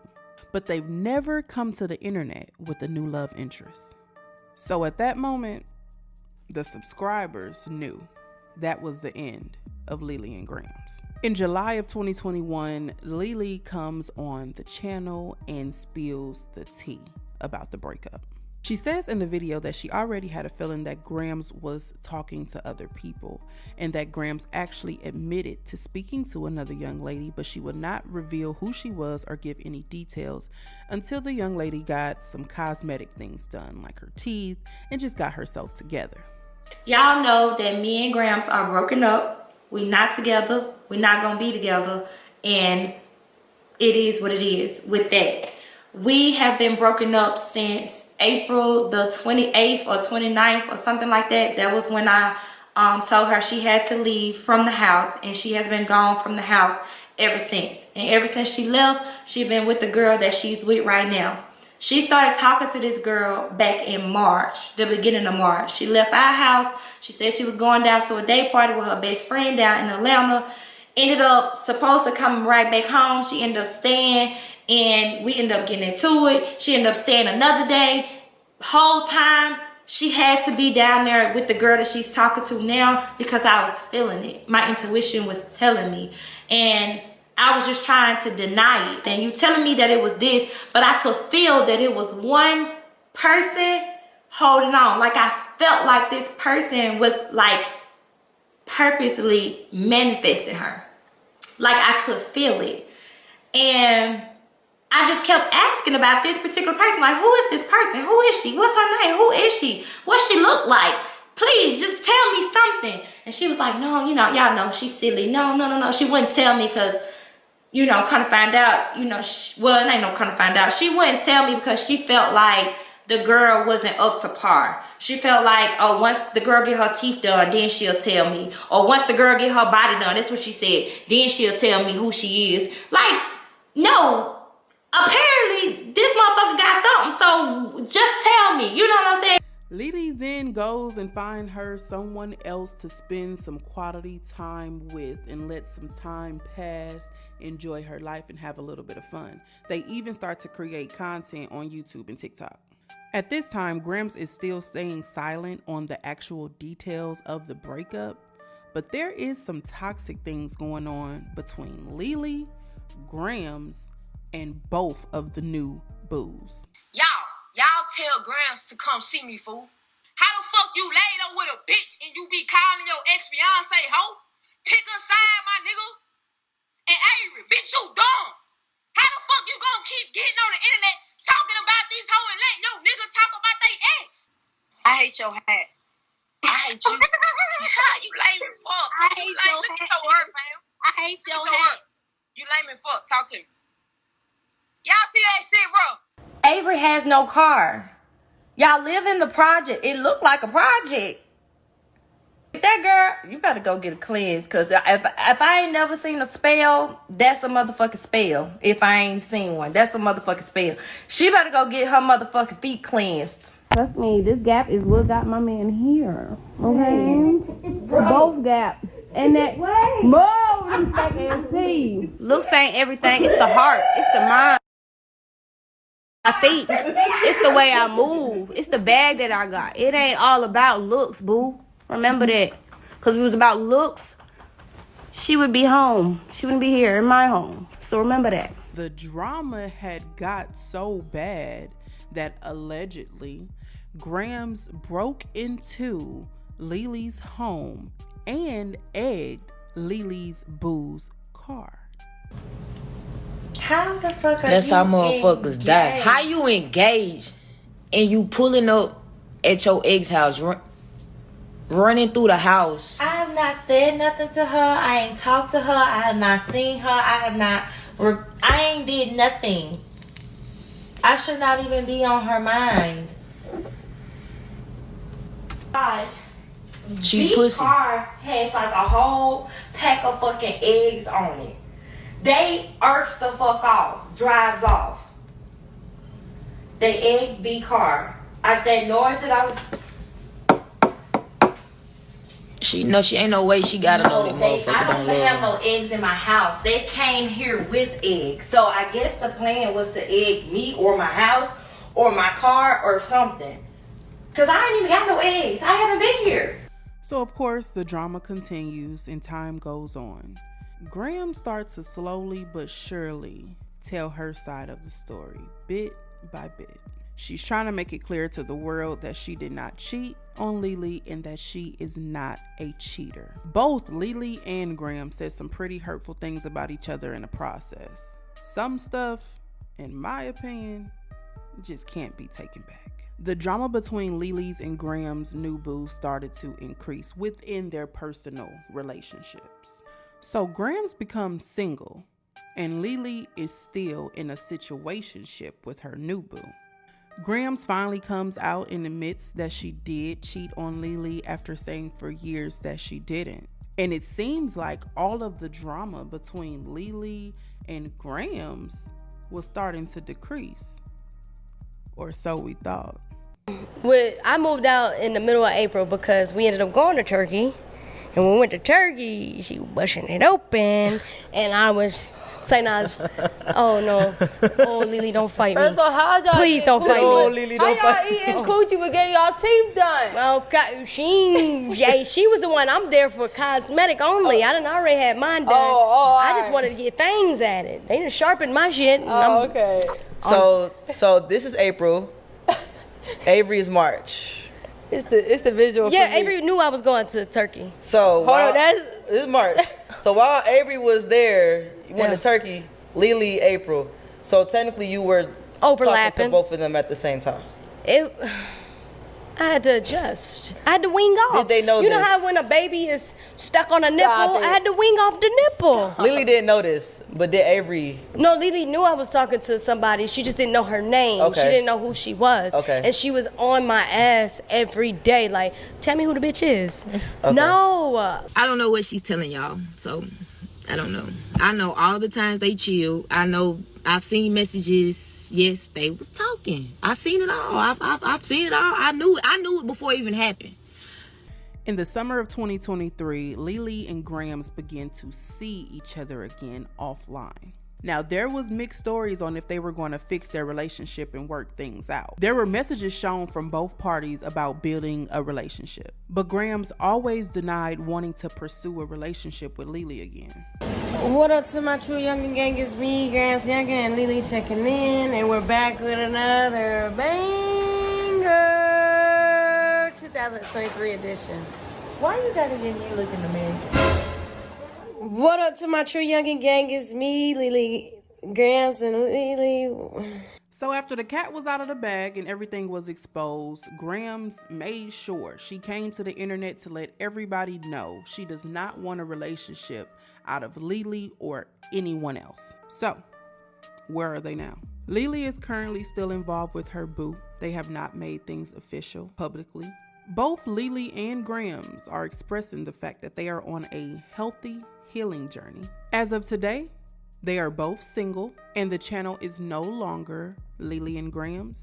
It is Lily, yours truly. Recently, Graham's has made a couple of pictures and videos of her and Lily and her and Lily's kids public from her archive folder. Now, I don't know if this is a sign that her and Lily will be trying to work this thing out again for the millionth time and build their family back up and be a unit again, or if she just reminiscing on that good thing. But we will just have to wait and see.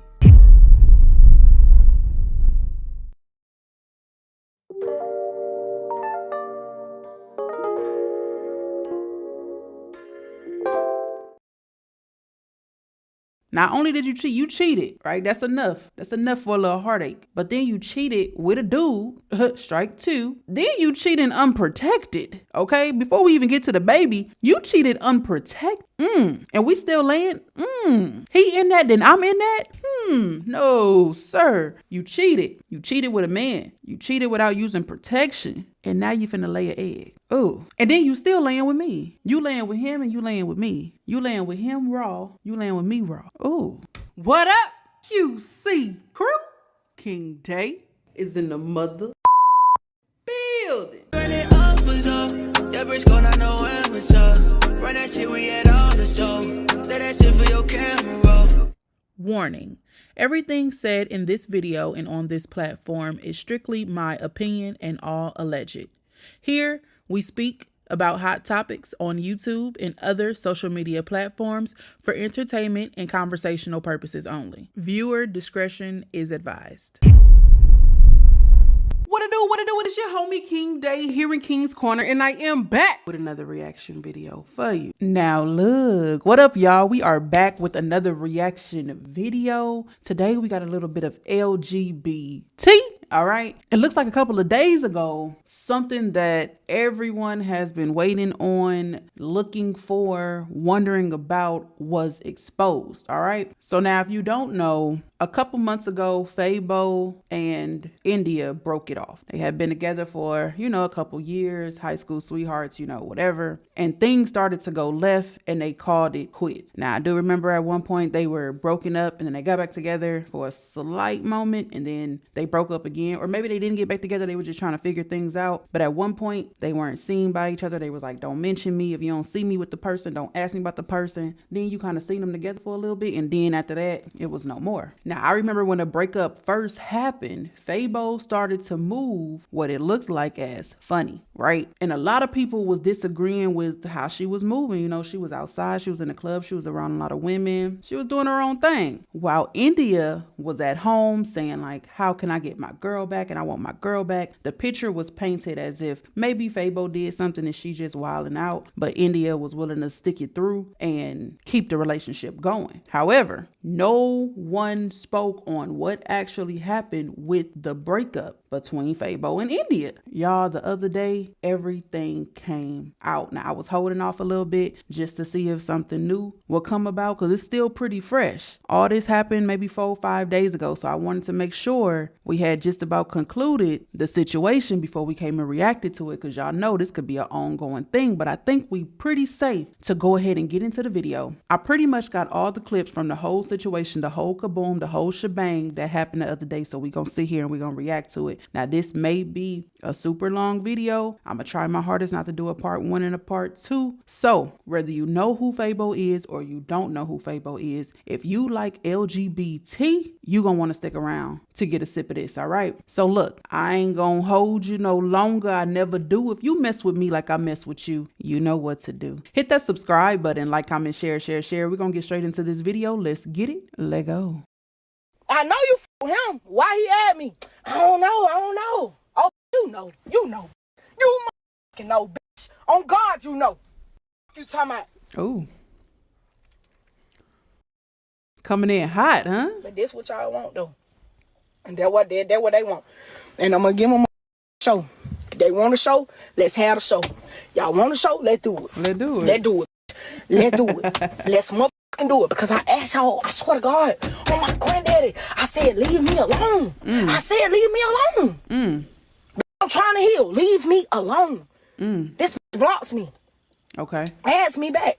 Okay. And on some real if you knew what I knew, you would get the on too. Okay. I swear for the Jesus, that ain't right. Let us know. If you knew what the fuck I knew, you would get the on too. Ooh-wee. But no, y'all ain't gonna get the on. Cause you was cool being inside.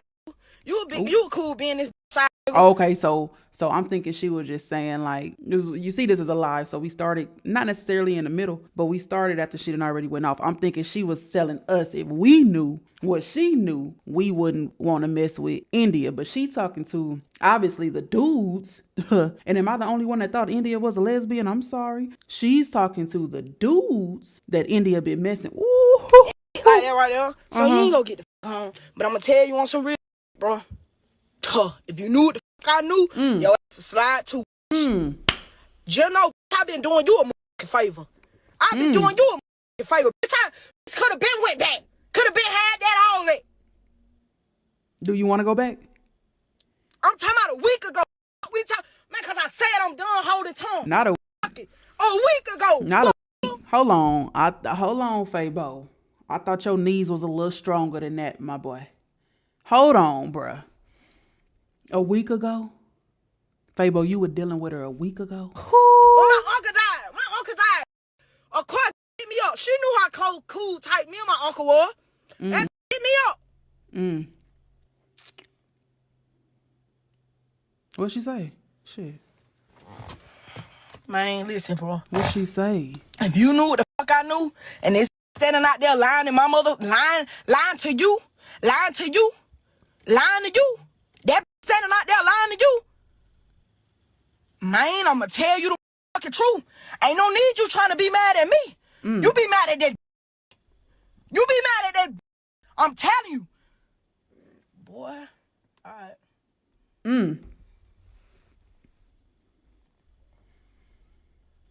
I been cool so long, bro. I swear to God. I been cool too long. I been cool way too much long. I let everybody play with me. I let everybody walk over me. I let everybody do this. I let everybody do that. Nah, it's cool. Life gonna happen. God gonna handle. I ain't in the Bible. Man, fuck that. I'ma handle it too. Nah, don't say I'ma that. handle it too. I'm telling you, bro, I swear to... Fabo, don't say that, man. Okay. Cause I can't. It's so much. It be so much going on. I can't even get to a pinpoint to start with this shit. Cause we ain't even started. Oh. Whole time. Oh. Whole time we ain't started. Oh, we ain't heard none yet. We ain't started. We ain't heard none yet. God damn it. Bitch. Take your time. I told this all the way in August when all that shit going on. They been pregnant since August. I told this all the way back then, bitch. All the way back then. Listen, let's just start this shit, bro. Let's get off the internet. Stop mentioning it. Stop bringing the breakup up. Stop doing all that shit. I don't want them people in my business because that shit is embarrassing. Everybody around you, everybody around me can tell you I said this so many motherfucking times. No, y'all shut up. All my people were like, "Hey, you really, bro?" I swear. I'm like, no, y'all, shut up. Don't nobody say nothing. Everybody shut the fuck up. I ain't saying the was perfect, but I ain't dog you. Okay, so it was August. Y'all, I seen itty bitty clips, and then I actually found somebody. This page. Let me actually shout this page out. The page is messy.clips with 2 S's 1 on TikTok. They have 3 parts. We're going to react to all 3 parts, which is like a total of about 30 minutes. So we're going to react to all 3 parts, but I only seen little snippets because I wasn't able to catch the live. So I don't really have all the details. So I'm just really like my first time hearing this stuff in order. You know what I'm saying? So they broke up in August. Okay, that's the actual month. And Fabo said, let's keep it off the internet. Cool. I noticed, I told y'all, I noticed a couple of other people noticed that Fabo was moving like she was single, moving like she was really done with India. I mean, we didn't see her like pop out with nobody, but she was just a little bit different. She just definitely seemed like, okay, I'm outside. I'm outside all the way. You know what I'm saying? So she knew India was pregnant in August and she saved her image for real. And when I say her image, I mean India. She saved India because she really could have dog walked her. No one knew why Fabo was acting the way Fabo was acting. And there was speculations. I do remember seeing a couple comments of somebody saying India probably cheated again. Now, mind you, I don't watch or follow closely to Fabo and India's relationship. I didn't follow closely. I knew of them. They were popular. They were young. You know, my first couple times seeing Fabo was back in the day when she was in high school, you know, acting a fool, clowning around, just being her funny self. Also, when she used to rate the prom outfits. So yes, I knew of Fabo, and I was actually happy to see that Fabo and India, I believe, went to 2 separate colleges and still maintained their relationship. Like I liked it that, you know, like I said, I don't follow closely, but I got a little insight, you know, a couple facts on them. So in August, Fabo found out the girl was pregnant and just said, let it be. It's really embarrassing on both ends. It's embarrassing on India end and on Fabo end. Because as I said before, I thought India was a lesbian like Fabo. Sorry, guess I was wrong. So she done messed around and got pregnant. Okay. And Fabo just said, we gonna call it quits and we never gonna speak on it because it's embarrassing. It's embarrassing on both ends. That's crazy. I ain't dog. I don't give a what you say. I don't give a how you say it. Whatever the on your motherfucking mind, bitch. I did not dog you. I don't give a how they put it. Oh, shit disrespectful. And I had a reason. Bitch, I was angry. I was hurt as fuck. What are you talking about? When I sat in that motherfucking apartment and realized who the fuck I was really with. I couldn't sleep for months. I'm up all fucking night. I swear to God, bro. If I'm lying, dog, I'm flying, bro. I swear to God, on my granddaddy, bro. I'm up all motherfucking night. I can't even motherfucking sleep. Cause I'm like, you really? It's like not only did you cheat, Not only did you cheated, right? That's enough. That's enough for a little heartache. But then you cheated with a dude, strike 2. Then you cheated unprotected, okay? Before we even get to the baby, you cheated unprotected. And we still laying? He in that, then I'm in that? No, sir. You cheated. You cheated with a man. You cheated without using protection. And now you finna lay an egg. Oh. And then you still laying with me. You laying with him and you laying with me. You laying with him raw. You laying with me raw. Oh. Y'all, I was going fucking crazy. I know you was. I didn't even know myself. I didn't even know a bitch could show out like that. We in my apartment fit fighting and some old shit. I didn't even know a bitch could show the fuck out. I ain't never turned up on nobody like that. But I swear to God on my granddaddy, bro. I'm like, damn, shawty. And I keep trying to hit my wood. Every time I think about some other shit, I get re-pissed off. Ain't no way I dealt and put up with that shit so long. Man. I'm the mother fool. I said that this shit is embarrassing. But what you not finna do is get on this bitch and act like I'm the oh so bad person. That's how I know this ain't changed. This ain't changed. This ain't gonna never change. Cause you still on the same timing with that nigga like you was with me. And I told you that mother. That's why we can't be cool, and that's why we can't motherfucking kick it. Oh, no. We can kick it, we can be cool. No, we can't, bro. You with the, I swear to God. I told him, I said, look, straight up, shawty, straight up. Become a better person, dog. Stop doing people. Somebody gonna fuck you up. Somebody gonna beat your motherfucking face in. You keep playing with motherfucking people's feelings like that, bro. No lies told. No lies told. I swear to God, bro. I swear to God, I told that. I swear to God on my granddaddy, bro. I say, shawty, stop doing that, bro. Stop doing that. No, I ain't in no committed relationship, and we do what we want to do, and woo. I'm like, that's weird. I say, so you a baby mama? No. Oh, so you care about the baby? No, I don't. I already done survived a pregnancy scare. That shit prepped me. Whole time I was hurt.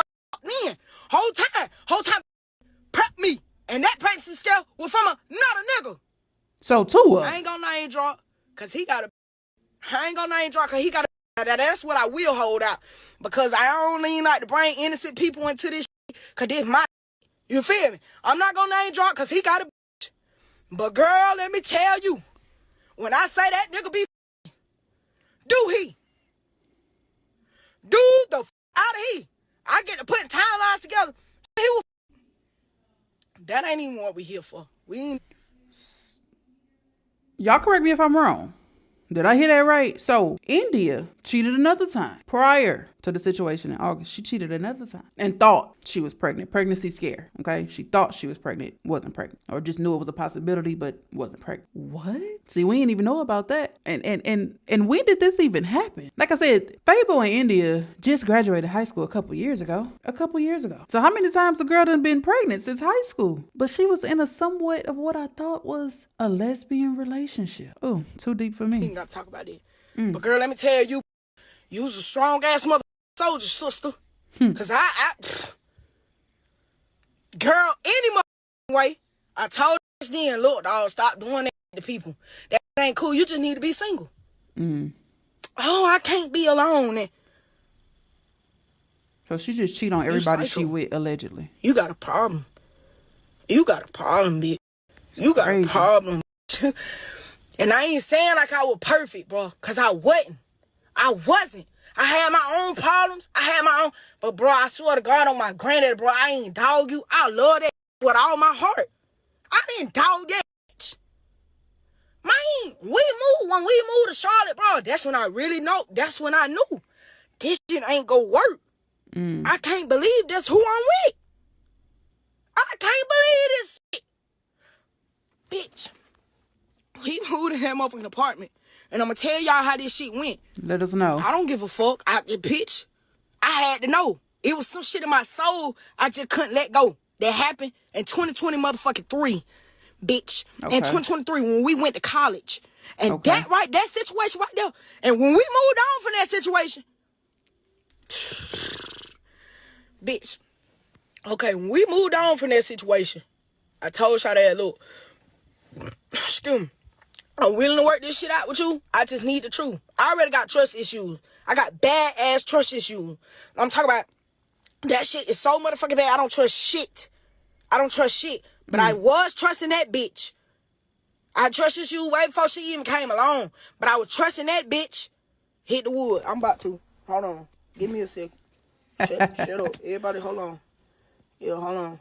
Yeah. Cause this shit, yeah. Yeah. That's what I was, yeah. That's what I'm saying. And I can't believe this bitch on the internet played like that. This bitch got on, man, when that bitch went on, when that hoe went live the first time, was like, y'all, how I get my bitch back? Y'all, I went the fuck off so bad about that shit, y'all have no idea. This was back in I'm August. like, bitch, you playing. You think this shit is a joke. This shit is not no motherfucking game. This shit not no game. And see, everybody on the internet was thinking like, oh, Fabo just doing her so wrong. She see that she want her back. She trying to get in contact with her, but didn't nobody know the backstory. Nobody knew why Fabo didn't want to talk to India or was ignoring her calls or was, not trying to talk to her or have any parts in a relationship with her. No one knew. No one understood because they didn't speak on it. So yeah, a lot of people was like, oh, Fabo wrong, Fabo wrong, Fabo wrong. And I ain't even gonna hold you. I felt a little bad for India because I'm like, dang, she wants Shorty back. Like she want her back real bad. And then another part, made me feel like this was a content situation. A lot of couples, and I don't know a Fabo to put out fake content. Her and India don't do the breakup, makeup, type of thing. They don't really get into that too much. But at the end of the day, you just never know. I didn't know if this was a content thing. Help me get my girl back. And Fabo ignoring, running up a little check, running up a little storyline. Things change, People can have an honest content creation page. They can not do the storyline thing and all of that, but then something may flip and they may look at all the money other creators are making by having this breakup to makeup relationship or putting fake content out. You know what I'm saying? So you never know when somebody gonna hit a switcheroo on the internet. So I didn't know if it was just young content creators running it up or if they really broke up and Fabo really was, moving for. Again, I didn't follow closely either, but every now and then the tea pops up on my For You page. Only reason why we were still having contact and shit like that with each other for real, shot it, because I would help you. You didn't have no fucking car. I told you that shit. I didn't mind helping you. That's just me. I swear to God on my granddaddy, bro. I swear to God, bro. I would just help you, shot it. I told you that shit. We knew that. We should have been any motherfucking way. I feel so fucking stupid about a lot of shit. Whole time I done fucked this hoe and she was pregnant. Oh my God. Oh my God, bitch, I hate life. Sometimes I think I'm gonna drink again today. Bitch, I've been drinking for 2 weeks now. I'm gonna drink again today. I just said today was gonna be my first day not drinking. I fucking lied. Bitch, I'm gonna drink again today. Yes, the fuck I am. Yes, the fuck I am.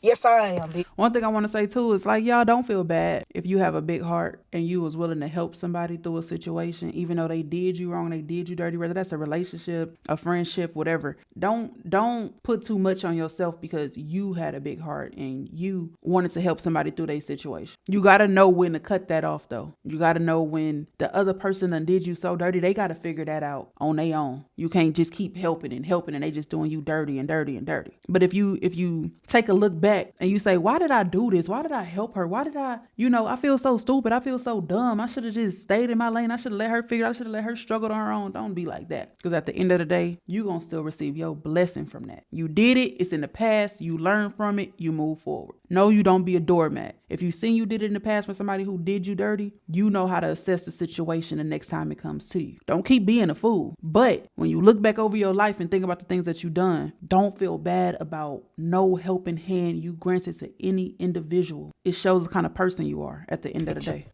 Man, listen, bro. I'm listening. I swear to God, y'all, I can't make this shit up. So much shit went on, bro. And all I asked was me to be left off social media with this shit. That's all I asked. That's all I fucking asked was for me to be left off social media with this shit. I swear to God, I would hurt as fuck. On my mama, I don't give a fuck how P y'all get on this bitch. I don't give a fuck. I don't care the bitch cheated. Bitch, that shit traumatizing. Bitch, when you sitting out there, when you, the one sitting there being loyal. Bitch, I ain't start cheating to the end. You got your licks back. Okay, I didn't know that. Now, I'm listening to everything before I give my full-on opinion about the situation, but okay, you got your lick back. How did that make you feel? Y'all comment down below. Does it really do something for you to get your lick back in a relationship? So somebody cheat on you and do you dirty. A couple months, maybe even a year goes by. You get your lick back. Do you feel good on the inside? What about the revenge makes you feel good? Is it something that you always wanted to do anyway? But now you got a reason or excuse on why it's acceptable to do it now? Or are you really just doing it, right, to show the other person how it feels? Me, I don't feel like it's worth it. It's not worth me giving up my body to some stranger, some one night stand. Or maybe it's a spin around. Maybe it's an ex. Maybe we spent the block on them, right? Somebody you familiar with. But it don't make me feel good to do that just to get back at you because you did me wrong. I got to give up my precious stuff to get revenge on you. So y'all let me know. Those of you who seek revenge, is it because you want to do what you did anyway, but now you have something to justify your actions? Or is it just simply like the whole time you doing whatever you doing, you just like, I do not want to be doing this. Oh my God, I am not. This is not me. I shouldn't be doing this. But to see the hurt on his face is going to comfort me so he know how I felt or she know how I felt. Y'all let me know down below. It could've. Bitch, I went to college. Oh my God. I always think about that shit. Boy, I went to college. I went to an HBCU beside another HBCU. Bitch, I didn't cheat on you. I didn't fuck nothing. I should've. I felt it when Keisha Cole said I should've cheated. Bitch, I should've. Nah. I did. You did the right All my thing. friends were telling me, every single last one of them, man, bro, what the fuck? You been loyal to that bitch? Man, I promise you she fucking. And was. And was. And was. And was. The Whole source time. who told me she was, bro, I couldn't trust that shit neither. I ain't know. I got bad trust issues. I don't even trust when a bitch come tell me a bitch cheating. Cause bitch, you could be lying. You could be motherfucking lying too. So who the fuck really lying? I didn't trust that shit. I should've. Them hoes out there giving it out like motherfucking candy. My stupid ass being loyal to your dumb ass. Bitch, I should have been on my motherfucking life, bro. I should have never left school. That's it right there. Not no get back, not no cheating, moving on. That's it right there. That's what you should have did. You should have said, you know what? You ain't right. You ain't doing right. You cheating. Woo, deuces. And then go find you something smooth to chill with. Or if you want to be single for a while and hit a couple licks, that's on you. But don't think that you should have cheated, because that ain't what you should have did. I should have stayed where the fuck I was at. I should have did a lot of shit.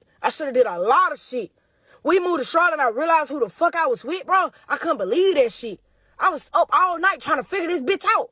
Who the fuck am I with? I don't know this girl. Because all that shit in the past, now I'm really realizing, bitch, you been cheating? You been cheating. I'm about to tell y'all how. Cause this shit here crazy.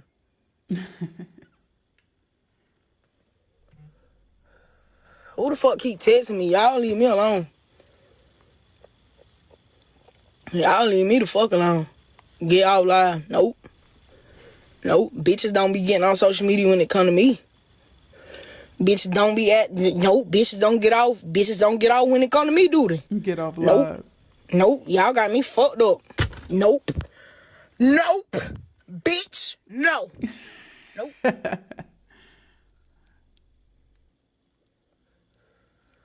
Boom, bitch. And I'm telling you, nigga, you better leave that hoe alone. That bitch just seen me last week and kissed me. Did you let her? her? You better leave that bitch alone while she's standing up there lying to your ass. I'm not gonna lie to you. Y'all can be a side nigga. I'm not never doing no shit like that. Be a side nigga to a bitch I had? Who? Not you. Bitch, if anything, I'll be lying, but bitch, I'm not being on motherfucking side. Bitch, I'm not being on motherfucking side. I'm not doing that. No, ma'am. No, ma'am. Bitch, I'm not doing no shit like that. I'm not doing no shit like that. Bitch, you out your rabbit ass mind. Who? Dumb ass. Bitch, that's why I said. Bitch, you better leave that hoe alone too. That bitch still the same. That hoe ain't gonna never change. So she's currently in a relationship I'm going to assume with her baby's father, maybe not. Ran into Fabo, met up with Fabo, however that went, and kissed her. But I just want to know, did Fabo let her kiss her? And y'all may say, what you mean let? What you mean let? Imagine face to face having a conversation. India, goes in for the kiss. I'm assuming Fabo does not meet her halfway, right? But the kiss lands. Does Fabo back her up? Does Fabo wipe it off? What the hell are you doing? Does Fabo correct that? Or does Fabo be like, what you on? And kind of do a little smirk. Like, that's what I mean by let. Although the kiss happened, it landed because she said she kissed me. So the kiss landed, but I just want to know what Fabo did or said afterwards. That's her ex any fucking way. That's her ex. Bitch, she cheated on you all the way back then. So-called left you for me. Bitch, y'all ain't never leave each other alone. I was just a dumbass bitch that stayed around too long. That's all that was.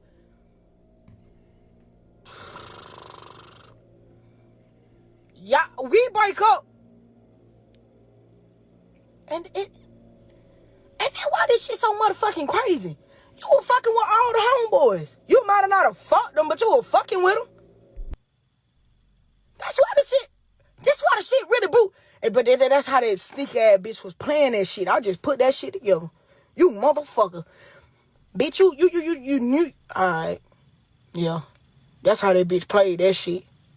All them niggas playing your ass together though. All that shit is a circus. I don't know what the fuck y'all got going on. But I don't want no motherfucking parts. When I really realize what the fuck going on and I'm out of my delusion, all that lovey-dovey ass in love shit went out the window. When you in love, bro, you can't see shit. You really can't. All you see is that person. Fuck what they doing. Fuck what they done did. Fuck all the shit they done put you through. You don't see that shit. I don't know. I don't fucking know. I don't know. Bitch, when I started putting shit together, I'm like, hold on, bitch. Boom. I'm gonna tell y'all what woke all this shit up with when I got out that motherfucking delusion. It was 2020 motherfucking 4. It was it? It was finna be 2025, bitch. It was December 20 motherfucking 4. I swear to God. The Rod Wave went on motherfucking tour. This bitch went to the concert with her friend. That's when I went to the Rod Wave concert with Vaughn. We was supposed to go together. We went with our friends. So I'm home while she went to the concert. We live in Charlotte. Her friend, who she went with, a no good ass bitch too. A no good ass bitch too. I'ma just keep it real. A no good ass bitch too. Every time she got with that friend and that bitch in the perimeter, the motherfucking area around, bitch, it's some shit going on. Oh, you best believe that. Ain't no good shit going on. If them two motherfuckers together, oh, you better believe that shit. It's some bullshit going on. I swear to God. They going to the concert. I'm like, ain't even fucking friends like that. They just hoe associates. That's all that shit is. Because y'all can't do shit else but hoe together. That's all. When you don't take no fucking trip with no friend, you don't do shit, they don't check on you, you don't check on them. It's on some shit like that right there. Y'all just hoe friends, bitch. Y'all just tricking together. That's what the fuck that shit is. Been there, done that. Y'all link up and then link up with some other people and y'all be on the same type of time. Y'all hold each other's secrets. All right, I know about them time. For sure. Go to the concert. It was in one situation. I told y'all in 2023. I told y'all I couldn't let this shit go. We broke up. And she was fucking on 2 niggas. I didn't find out about the second nigga and fucking me at the same time. Fabo. Dummy bitch me. I didn't know that. I didn't fucking know that shit at the time. At the time. When did you find out? I asked and bitch lied. That's all she do is lie. That's all she... The whole time she was probably fucking that ex nigga too. She was probably fucking him too. And because I asked and I kept asking. And she... No, he had a girlfriend and... Bitch, you had a girlfriend. What was I? You had a fucking girlfriend, bitch. Y'all been... Hello? Okay, boom. Boom, bitch. I swear to God, bitch. What? I can't make this shit up, y'all. I swear.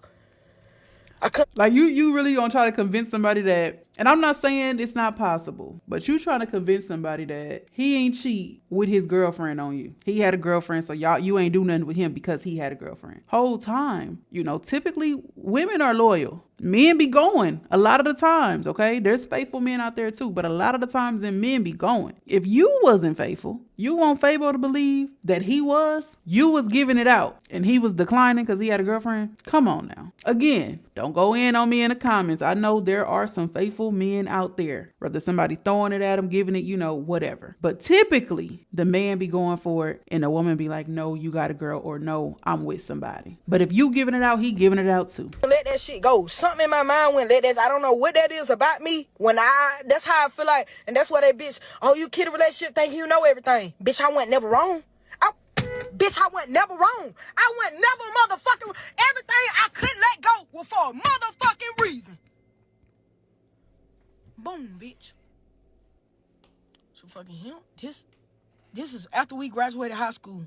Mind you, we was together since, what was it, 11th or 10th grade? Some shit like that. This when we graduated, we was going to college that summer. You fucked him.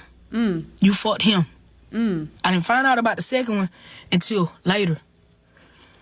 When we was in school, we was midway through first semester. Okay, that's in college. And every time I bought a ring, that's when some more shit hit the fan. That's what I'm saying about God sending you the signs. I bought that first promise ring. That's when I found out you and your ex was still communicating. That ex you posted up with now. That ex you posted up with now. That's when I found out that shit. The second ring, that's when I found out you was fucking that other nigga. Okay. They got the girl right now. Okay.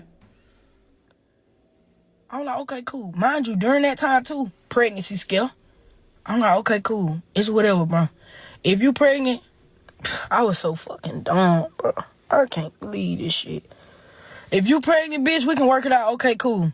Cause the bitch ain't finna get on this bitch and be like, oh, no. I told you, I'm gonna tell the whole truth. That's why she think it's okay to play right now. You accepted that first pregnancy, even though it was like a scare or whatever. You accepted it though. You said we gonna work past it. You probably came up with, you know, how you gonna tell your people, how she gonna tell her people, what you gonna say to the internet. Cause with that being your girl, you probably don't want to embarrass her. You know what I'm saying? You accepted that. She told you I was messing with woo while I was still messing with you, and I may be pregnant, or I am pregnant, or I think I'm pregnant, or I feel pregnant, and you was like, we gonna figure it out. So she think it's okay to play with you right now. It's the same cycle for her. That's why she kissed you last week. She think it's A-okay. I'm gonna tell nothing but the truth. I said that shit. If you pregnant, it's cool. We can work it out. Whatever, cool. No, I don't want the baby. I'm aborted. I don't want who it's by. Bitch probably ain't know who the fuck it was by. Honest with you. Be honest with you. Straight up. Bitch probably ain't even motherfucking know. Okay, cool. Bitch went pregnant. So I know. I don't know. Everybody around me feel like the bitch already had an abortion. She had abortion somewhere along the line. I believe that shit, though. I do, but I can't prove that shit. So I'm going to let that shit go. It's over with now.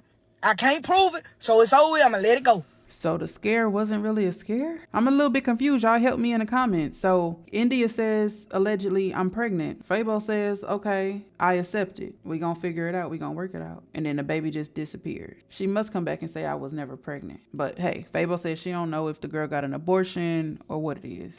What y'all think happened? I'm gonna hope that it was a scare, that she thought she was pregnant. Maybe the test read wrong or something. I don't know. Or maybe she was just feeling morning sickness, feeling something, and that wasn't the case, that it was a baby. Come to find out she was never pregnant. I would hope she didn't get an abortion, which that's her body. You know, she has the right to do whatever it is she want to do. I'm not taking that away from her. That's just my opinion. I'm going to say, I think it was a scare, like Fabo said, opposed to an actual pregnancy that she terminated. We get back together.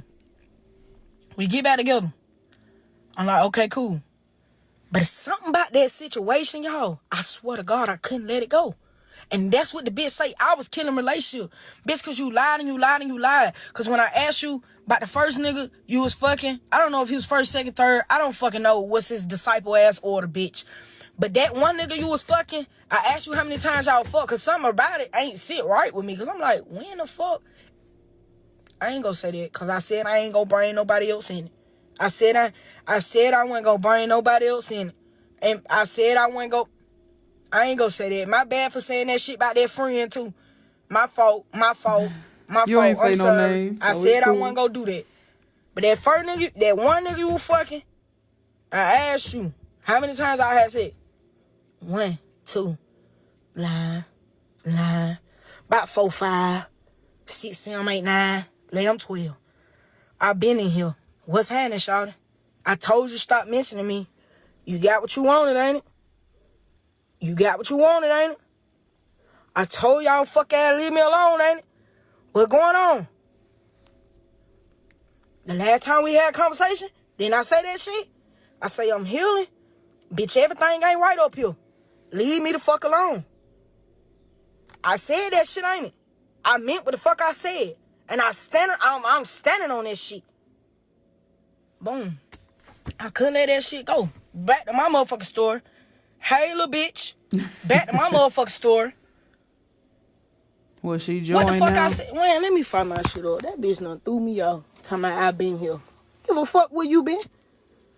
Give a fuck where you been. Where it go? I told you to leave me alone. I told you I ain't even want to beef with you, bro. I told you that shit. Ain't it? I told you I ain't want to beef with you. I told you, bro. Cause I got so much love for you, dog. I don't even want to get into it with you like that, bro. That shit embarrassing. That shit embarrassing on the internet. But I told you, I can't keep turning the cheek, though, now. Cause y'all ain't finna keep turning my narrative like that. Y'all ain't finna keep doing me like that. Y'all ain't finna keep destroying my motherfucking character and destroying my motherfucking image. Cause every time I post anything of anything, they bring that shit right back to your ass. And that shit made me look bad. Well, all we had to do was just break up a piece. The internet ain't have to know shit. They ain't know shit from the jump. They ain't know shit. They ain't know you been cheating. They ain't know that shit right on. They ain't know that. So why the fuck? Man. You know, usually when you been cheated, especially getting pregnant, yeah, that other party be so hurt. They don't care. They get on the internet, they ramble. Especially when people are coming at you like, you so wrong for doing this. You so wrong.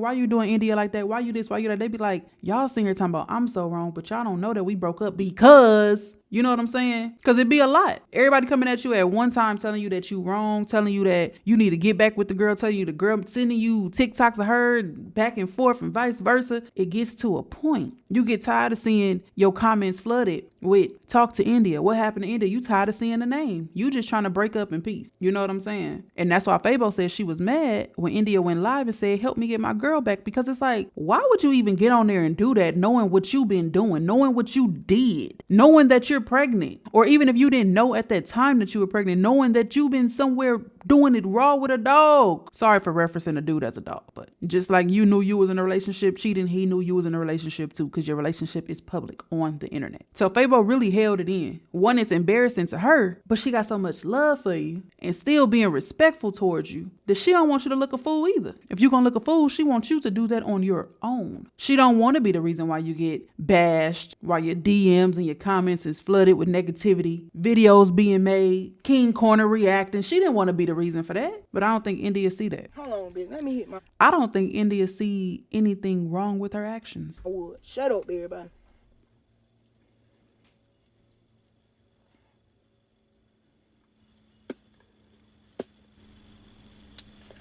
I can't believe this shit, boy.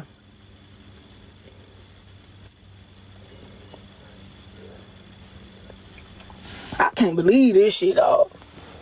This some crazy ass motherfucker. Man, this world so goddamn crazy, dog. Every day some new motherfucking shit, boy.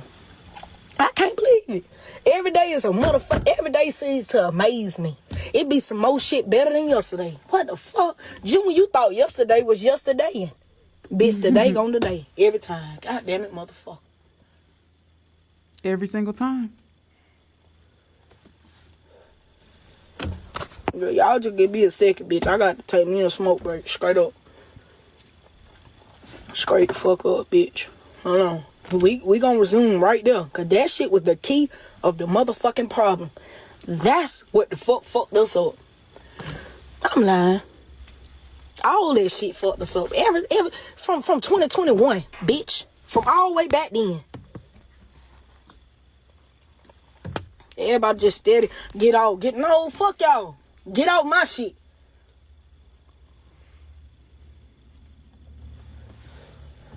Start calling and texting my motherfucking phone. Straight up. Boom. I asked about that situation. Line after line after line after fucking line again.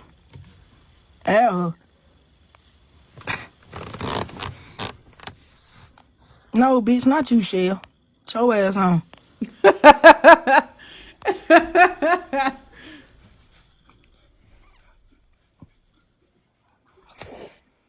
What's up, my bitch?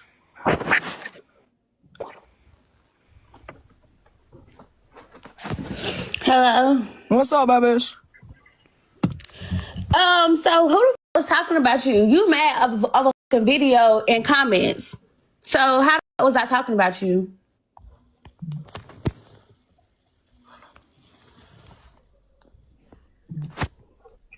That ain't got shit to do with me. That ain't got shit to do with me. But I asked where you was at because all this back and forth internet shit, I ain't about to do it with you. I'm not about to do it with you. You asked where I'm at for what? Where's she at? What's up?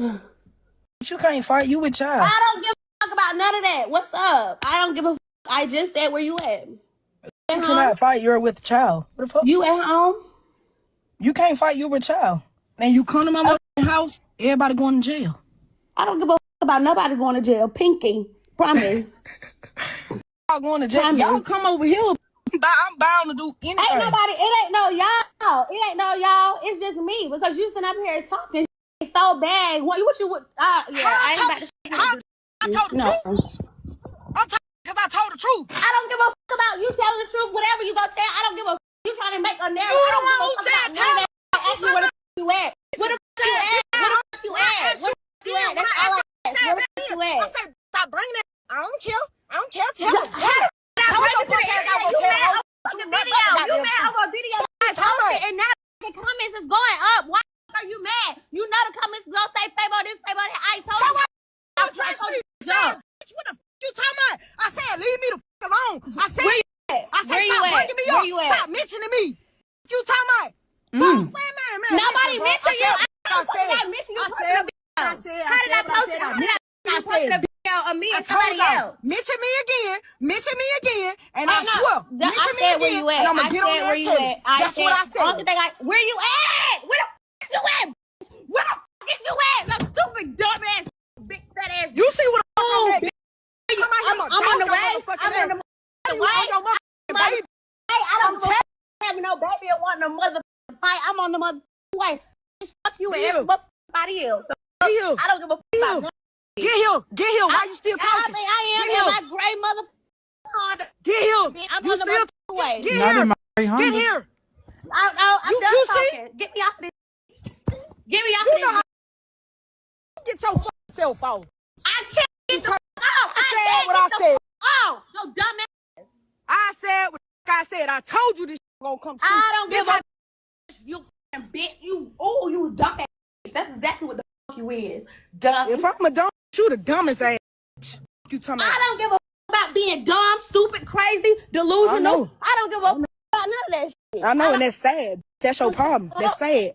That's sad. That's a sad ass motherfucking life to be living. You sad too. You sad too. Well. I don't give a fuck. I've been happy. Without you, I've been happy as give a fuck. I don't give a fuck about you being happy. You talking about sad. No, you're sad. You're sad. But you done saw that life to come above your baby mama try to tell me you're sad. But you said you your payment ass. I'm on the way. Let me go put my shoes on. What's happening? What's happening? Now you forget you a girl. You forget you a mother. Come on. I'm on the way. I'm about to drag your little po ass. Come on. Come on. Where you at, Raquel? I'm on the way. Where you coming from? I'm trying to see how long you gonna take. Where you just be there. I'm putting my boots on for this. I can't wait to stomp. Yeah, go ahead and get in that little car. Come on. Put my boots on. Yeah, I'm on the way. Be here. Get here. Yeah. Yeah. Ain't nobody gonna stop you.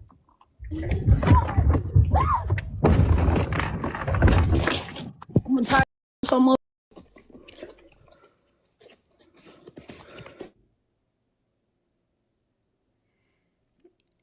She got into a damn accident? Hold on. Hold on.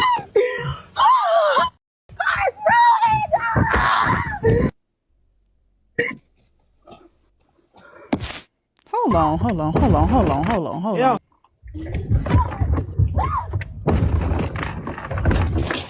I'm gonna tie these.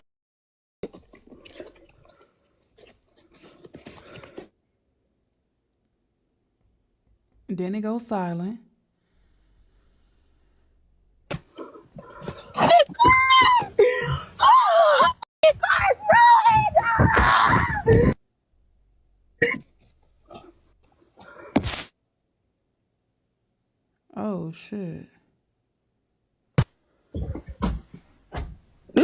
red.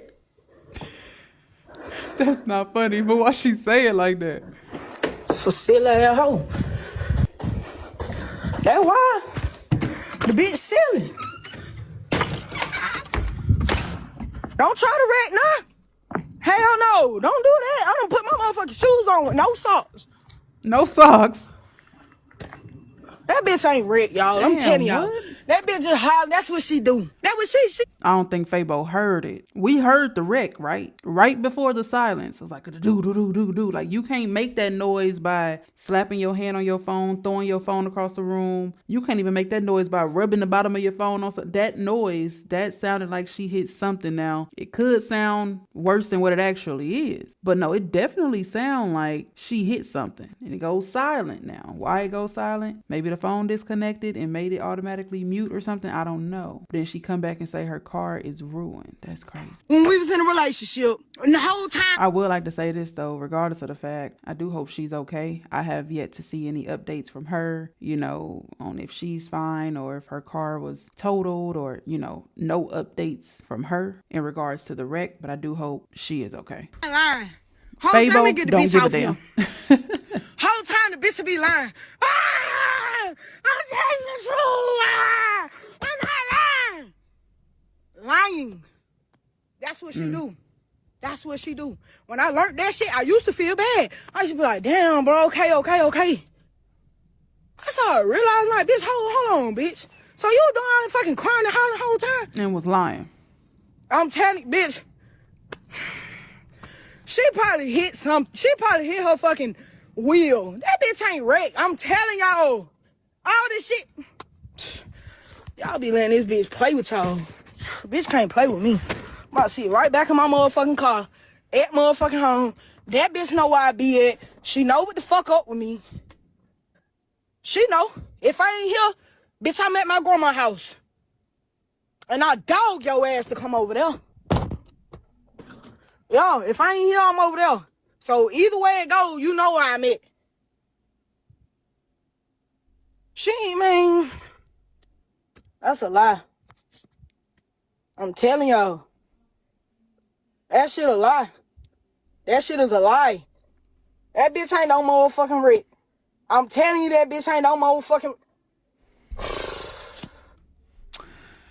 So that concludes the live, right? Like I said, I seen bits and pieces of that live, and I'm so grateful for messy.clips with 2 S's, one on TikTok that got the whole situation before India entered the chat, because I didn't really know where any of this sparked up from. So apparently some time went by and Fabo ends up going live on Facebook to continue to talk about the situation. But she also taps in with the current boyfriend, who I believe is the baby daddy. What good, nigga, man? What going on?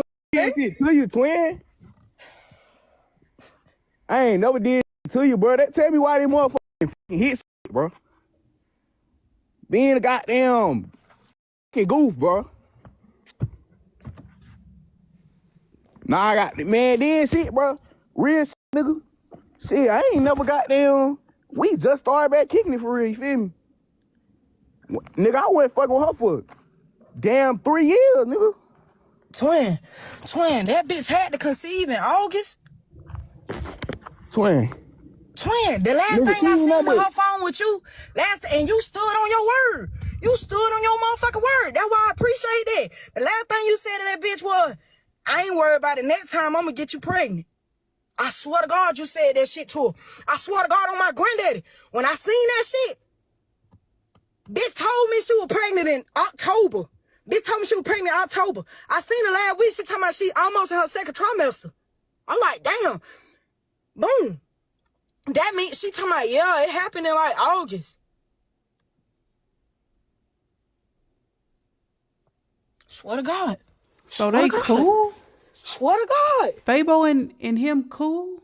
I don't get it. I mean, I don't think I would ever be smiling and grinning and, you know, with any person that my partner had been in a relationship with previous. Ain't nothing wrong with being cordial. It ain't never got to be no beef. But they like, what up, twin and Kiki? Like they kikiing. Then they like low key pillow talking about India. So it's like, India, he ain't the one for you, boo. He don't care about nothing you got going on. Because if y'all just started back talking and you have found out, or he found out that you just got into a wreck, shouldn't he be wherever you at? Shouldn't he be somewhere comforting you, making sure you all right? Instead, he gets on live with Fabo, who you was just finna pull up on and fight. And they, what up, twin? And, you know, we just started talking again for real, like, India, you might not want to be talking to him either. So his connection went out after that. So Fabo then goes to Facebook and she goes live for about an hour over there. She titles it Boots On. Okay, she was ready to get active. I believe she shared a couple of more details about the situation. So let's go ahead and get into a little bit of what she said on Facebook. Especially when you reach out every time. Every time, bitch, stop mentioning me. Stop bringing me up. Stop doing it. Stop doing this. Stop doing it. I heard your ass only hit a motherfucking AC green box. The one we used to be posted up on when we were child. Bring your motherfucking ass. Come on. Come on. No, ain't no none of that goddamn my car is ruined. No, bitch, you finna be ruined. That's what's finna be fucking ruined. Fabo want the Bring smoke. your motherfucking ass. Yeah. Straight up.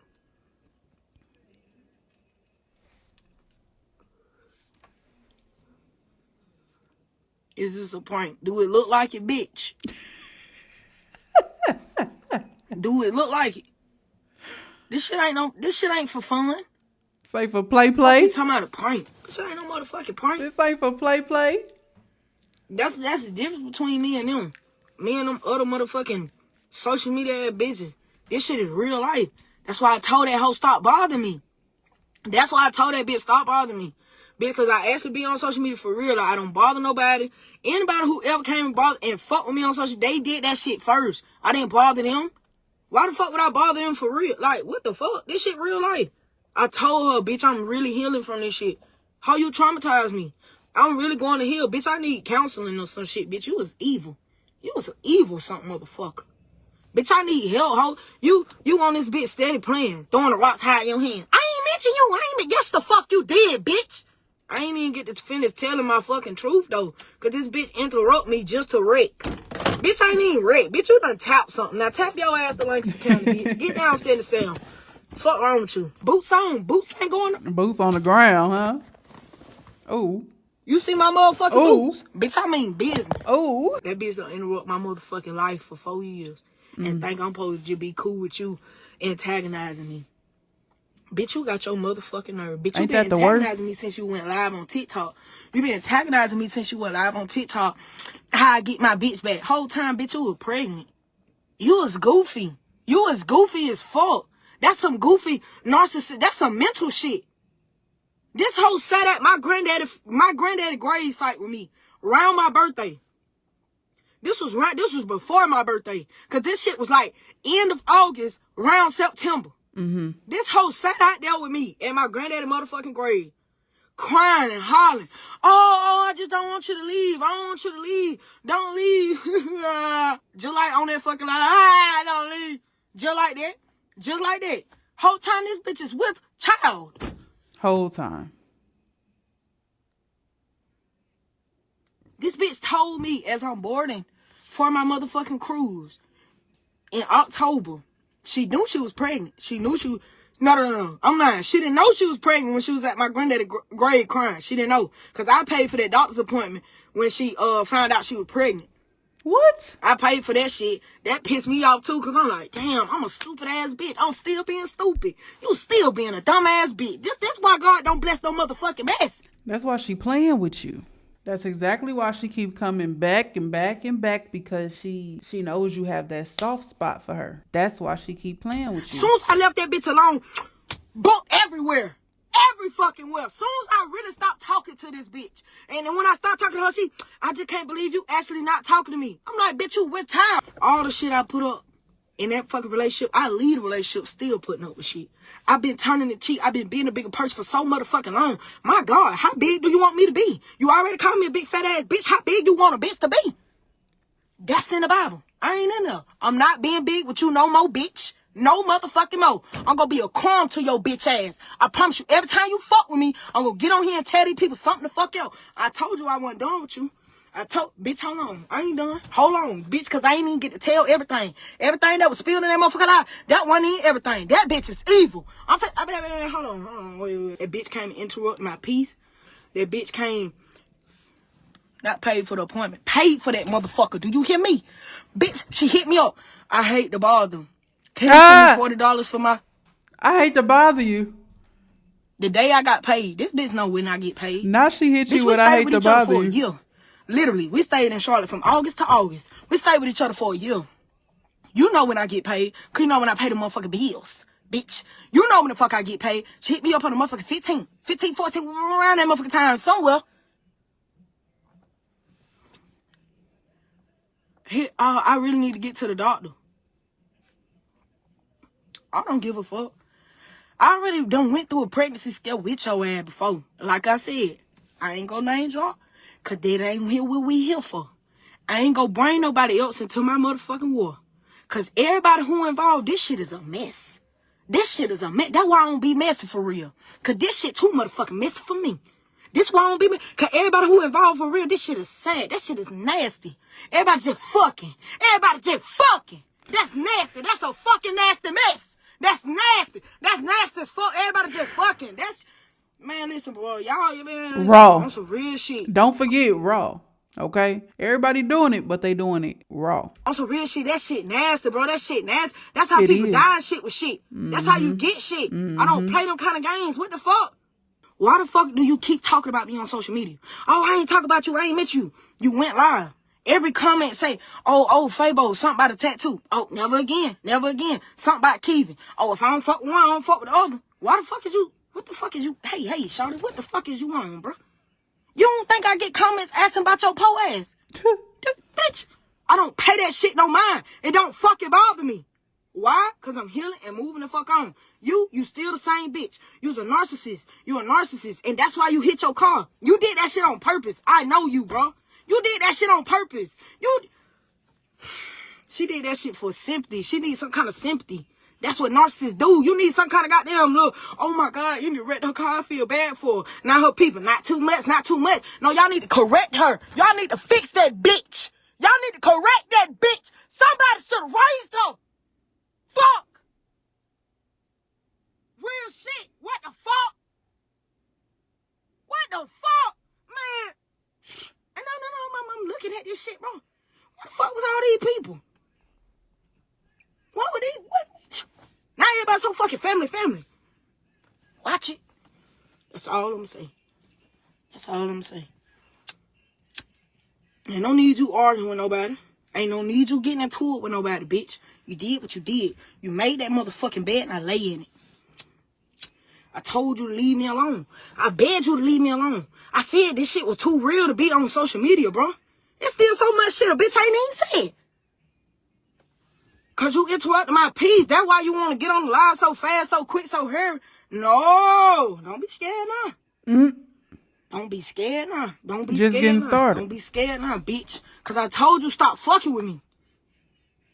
This shit, man, this shit embarrassing. That shit embarrassing as fuck. I stayed with a motherfucker who been cheating the whole time. And her baby daddy get on the live talking about old twin. I ain't been fucking with a bitch for 4 years. You trying to save grace for your bitch. For your other bitch. Your last bitch. Your bitch is. I don't know. I don't know who the fuck you trying to save face with. But bitch, I seen what I seen and I know what I know. You bitch, you know that bitch too. That's your ex, bitch. Y'all know each other. I don't know what kind of circus is. What the fuck is this? Bitch, y'all know each other. I ain't dealt with the bitch in 4 years. You lying. You're lying.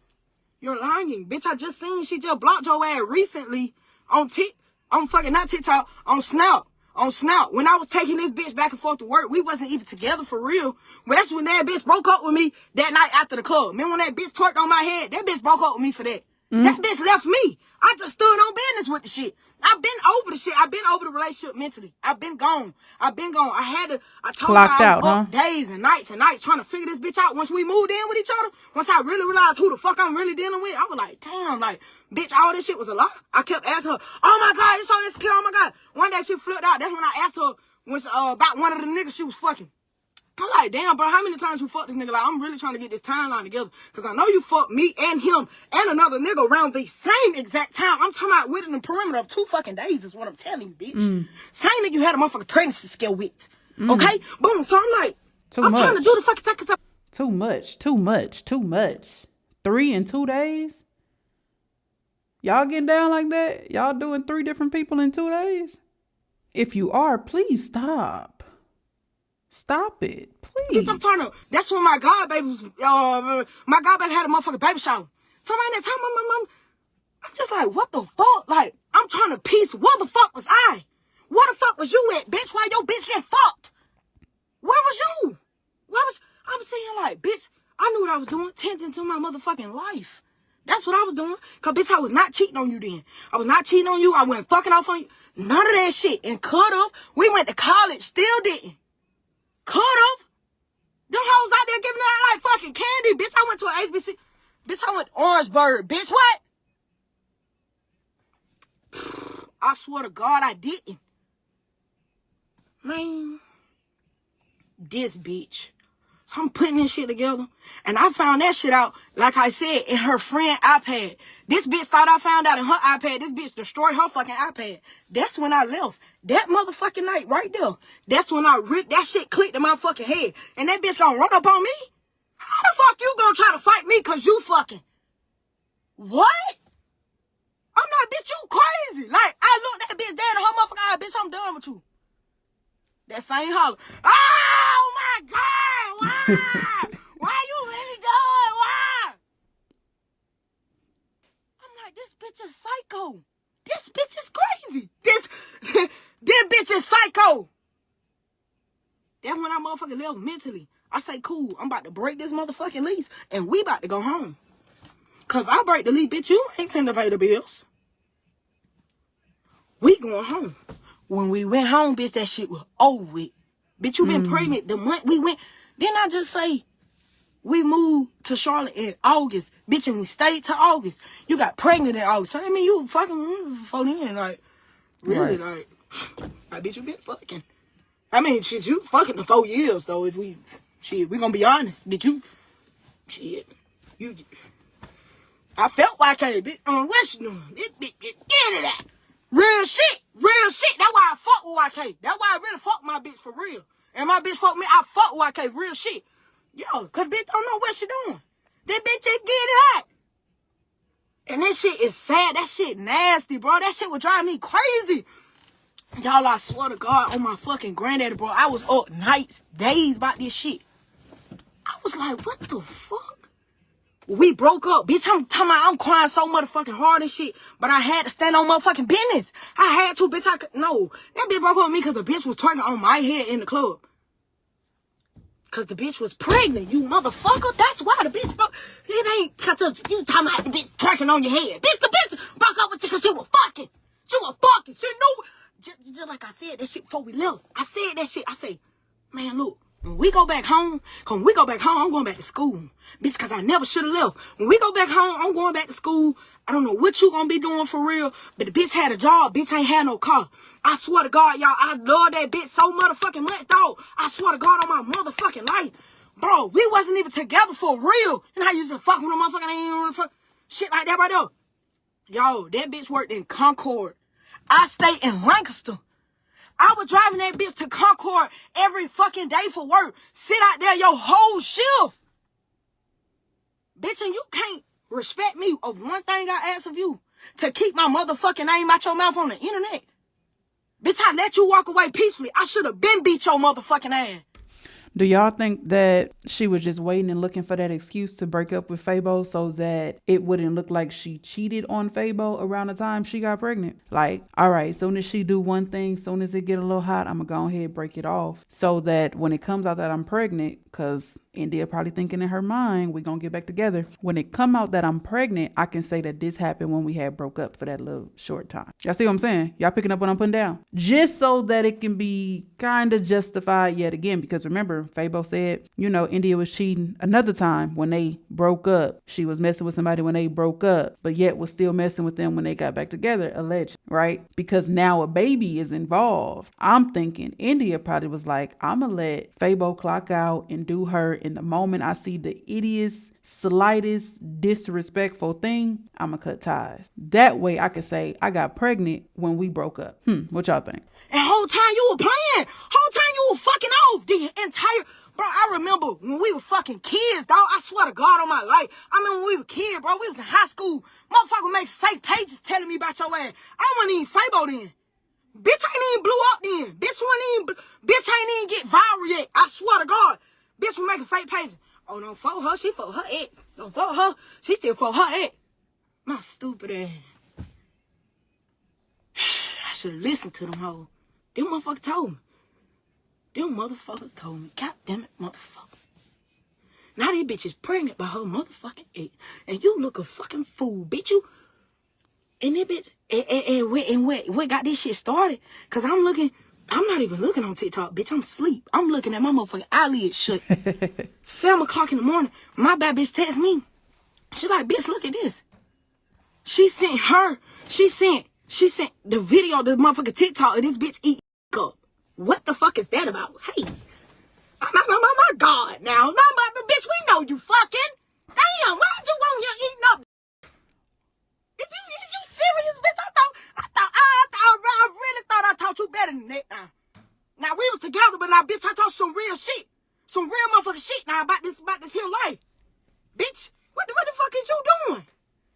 You, what the fuck? Hey, bitch, you on here eating up.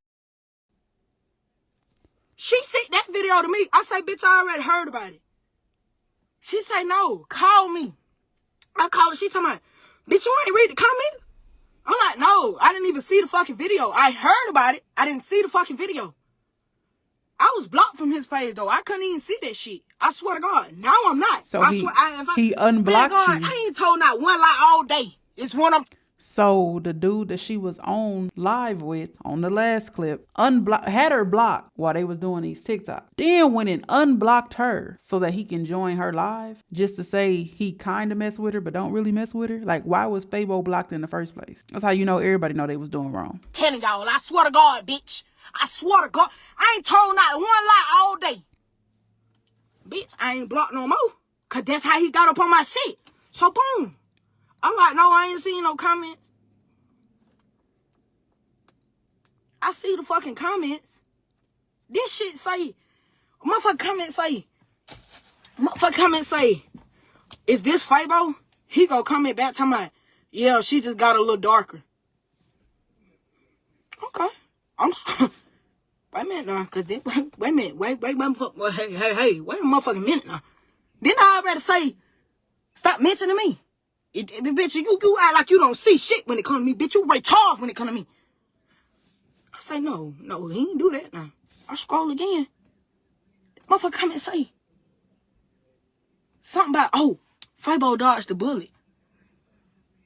Somebody put the picture of, Will Smith, when he was on Karate Kid, got a motherfucking chest caved in. How we gonna do that bitch when she got here? Lying motherfucker. When motherfucker was like this on the motherfucking ground. Then he comment back. Oh, bitch, it was up since then. Bitch, it been up since 7 o'clock this morning. I said that shit. I got hell in me today, and I got motherfucking time. I said that shit. Cause I been told this bitch, bro. Stop mentioning me. That shit weird, bro. So what was all the keying about then on the phone when he joined the live? Cause she started out smooth with India, then India took it there. So she took it there. Cool. Gonna match energy. But it's like, he's sitting here also mentioning you, throwing shots and all that. And then when he joined your live, it's a lot of giggling going on. Like, I'm confused. Like, what's going on there? And I did see some people say in the comment section, like, they were saying twin and all that because it's Atlanta slang, right? But they not from Atlanta. And I understand saying it, it's trending. Everybody say twin every now and then. I say twin every now. I get it. But it's like, it was some smiles and stuff going on. So I'm like, where was the smoke for him? Because so far, I'm only hearing he said something or he mentioned you. And maybe Fabo mean, India, anything that you associate yourself with, you need to make sure they don't say nothing about me either. Maybe that's what Fabo's saying. Like, because your boyfriend is saying it, basically you saying it. If your sister said it, if your mama said it, if your cousin said it, basically you saying it. Tell your people, you and your people keep my name out your mouth. Maybe that's what she mean, but it's just like she ain't had that same energy for him. So I didn't really know what was going on when he joined the live. But now she's expressing he was saying a thing or two in the comments too. I don't know. Why are you mentioning me? That shit is weird, bitch. I'm really healing from your traumatizing ass. Bitch, you was the devil. Oh, after everything I done, bitch, I loved you. I was the only one to support you. Narcissist. Narcissist. Because they remove you from everybody so they can be the only one there for you. That's all it was. Narcissist. You create problems and shit, act like you invisible. Narcissist. I'm so glad I fucked with you, young bitch. I don't know what to do. This shit won't never happen again. I tell you that motherfucking much. I tell you that goddamn much, bitch. This shit won't never. Y'all ain't gotta never worry about me no motherfucking more. The next time y'all hear about me with a bitch, I'm telling you, you take anything, you knock the shit out of me with it. You got my permission. Bitch, from the heart, from the soul. I swear to God, no, knock the fuck out of me. I need time, bitch. I need to heal. And you interrupted my motherfucking healing. You interrupted me, dumb bitch. The fuck, like and you in the comments telling me, I love this shit. I bet you do, hoe ass bitch. I bet you do. That's what miserable people do. They just want attention, any kind of attention. That's why she hit that shit on purpose. She hit them little green box. She did that shit on purpose. That shit wasn't for no motherfucking, oh, my car is ruined. You a fucking fool. Like, I wish bitch had some real people to really fucking raise her. Like, some real people to really teach her right from wrong. Cause bitch, everything gonna keep going wrong for you cause you keep doing wrong. Everything gonna keep going wrong for you, little bitch. All right, y'all. So we gonna pretty much end it right there. You know, emotions are high. She's starting to kind of repeat herself. She just venting, you know, the comments there. She was on live. This was on Facebook Live, so y'all wasn't able to see the comments like y'all was able to see on TikTok. But she was pretty much venting and just letting it all out. But I think that is the bulk of the story. You know what I'm saying? Again, I hope India is okay. I hope Fabo is able to heal. I hope India just leaves Fabo alone and Fabo leave India alone and they both just go their separate ways. Y'all let me know down in the comment sections what y'all think about the situation. Okay, I was really like, wow, you know, when this came out, because I didn't expect Fabo. Now Fabo go off. Y'all remember Fabo was going off on Peach. You know what I'm saying? Fabo goes off. Fabo pops her shit. So it's not that I didn't expect Fabo to pop it. I just wasn't expecting Fabo and India to be getting into it like this, because Fabo really did do a pretty good job at keeping it off the internet. Although it probably would have helped a little bit if it was like, hey, we're broken up. That's that. And don't ask me what happened. And if India would have respected what Fabo was saying by just like, don't mention me, just let it be. India was instigating the situation, making it worse on both parties. You know what I'm saying? And Fabo tried to keep it off the internet, tried to be respectful, tried to, you know, keep India with a nice image. But India pretty much messed that up for herself at the end of the day. You know, people was looking at Fabo a little side-eye too. And they probably would still be looking at Fabo side-eye if all this didn't come out. But I'm sure people understand now, okay, you was moving funny because she was just giving it out. Again, not only was she cheating, but she was cheating with men. Not only was she cheating with men, she was cheating with men unprotected. Not only was she cheating with men unprotected, she was getting pregnant. It was raw. No protection. And then coming back and sleeping with you. And it's no telling who those other men were sleeping with. It's no telling what other men that's on the low and on the hush that India probably was sleeping with. And it's like, how can you jeopardize somebody's health like that? You know what I'm saying? And now Fabo did say she got her lick back. I seen a clip. I'm going to assume it's from this Facebook live. We ain't get to that point yet. It's still about 25, 26 minutes of this live that we're not going to cover. You can go check it out on Self-Made Fabo Facebook. But Fabo said she got her lick back. But I also heard in a clip where Fabo said it wasn't even sexual. She was just conversing with a couple of people. Or maybe with a person. I can't remember which one. If it was a couple or if it was one. But she's like, it wasn't even, they kicked it. They ain't even kissed. Now we ain't get to that, so I don't know the full details of that. But Fabo said she got her get back one way or the other. She know what will hurt India. She know how far she gotta go or don't gotta go. But instead of getting a get back, I feel like Fabo should have just left. But I think Fabo has now fully fully learned her lesson. She knows she don't want to deal with her or anyone that's like her. And she knows how to move on moving forward. And just like Fabo said, she's glad that she's dealing with her or dealt with her at a young age, because as she matures and as she get older, she's gonna see them red flags early on. Ain't nobody gonna have an opportunity to do that to her again. She did it when she was young, and as she moving through her 20s, you ain't gonna be able to get that past her. You ain't gonna be able to just say anything or do anything or get away with anything, because she done already experienced this. She know what that hurt feel like, and she don't want to be back in that place again.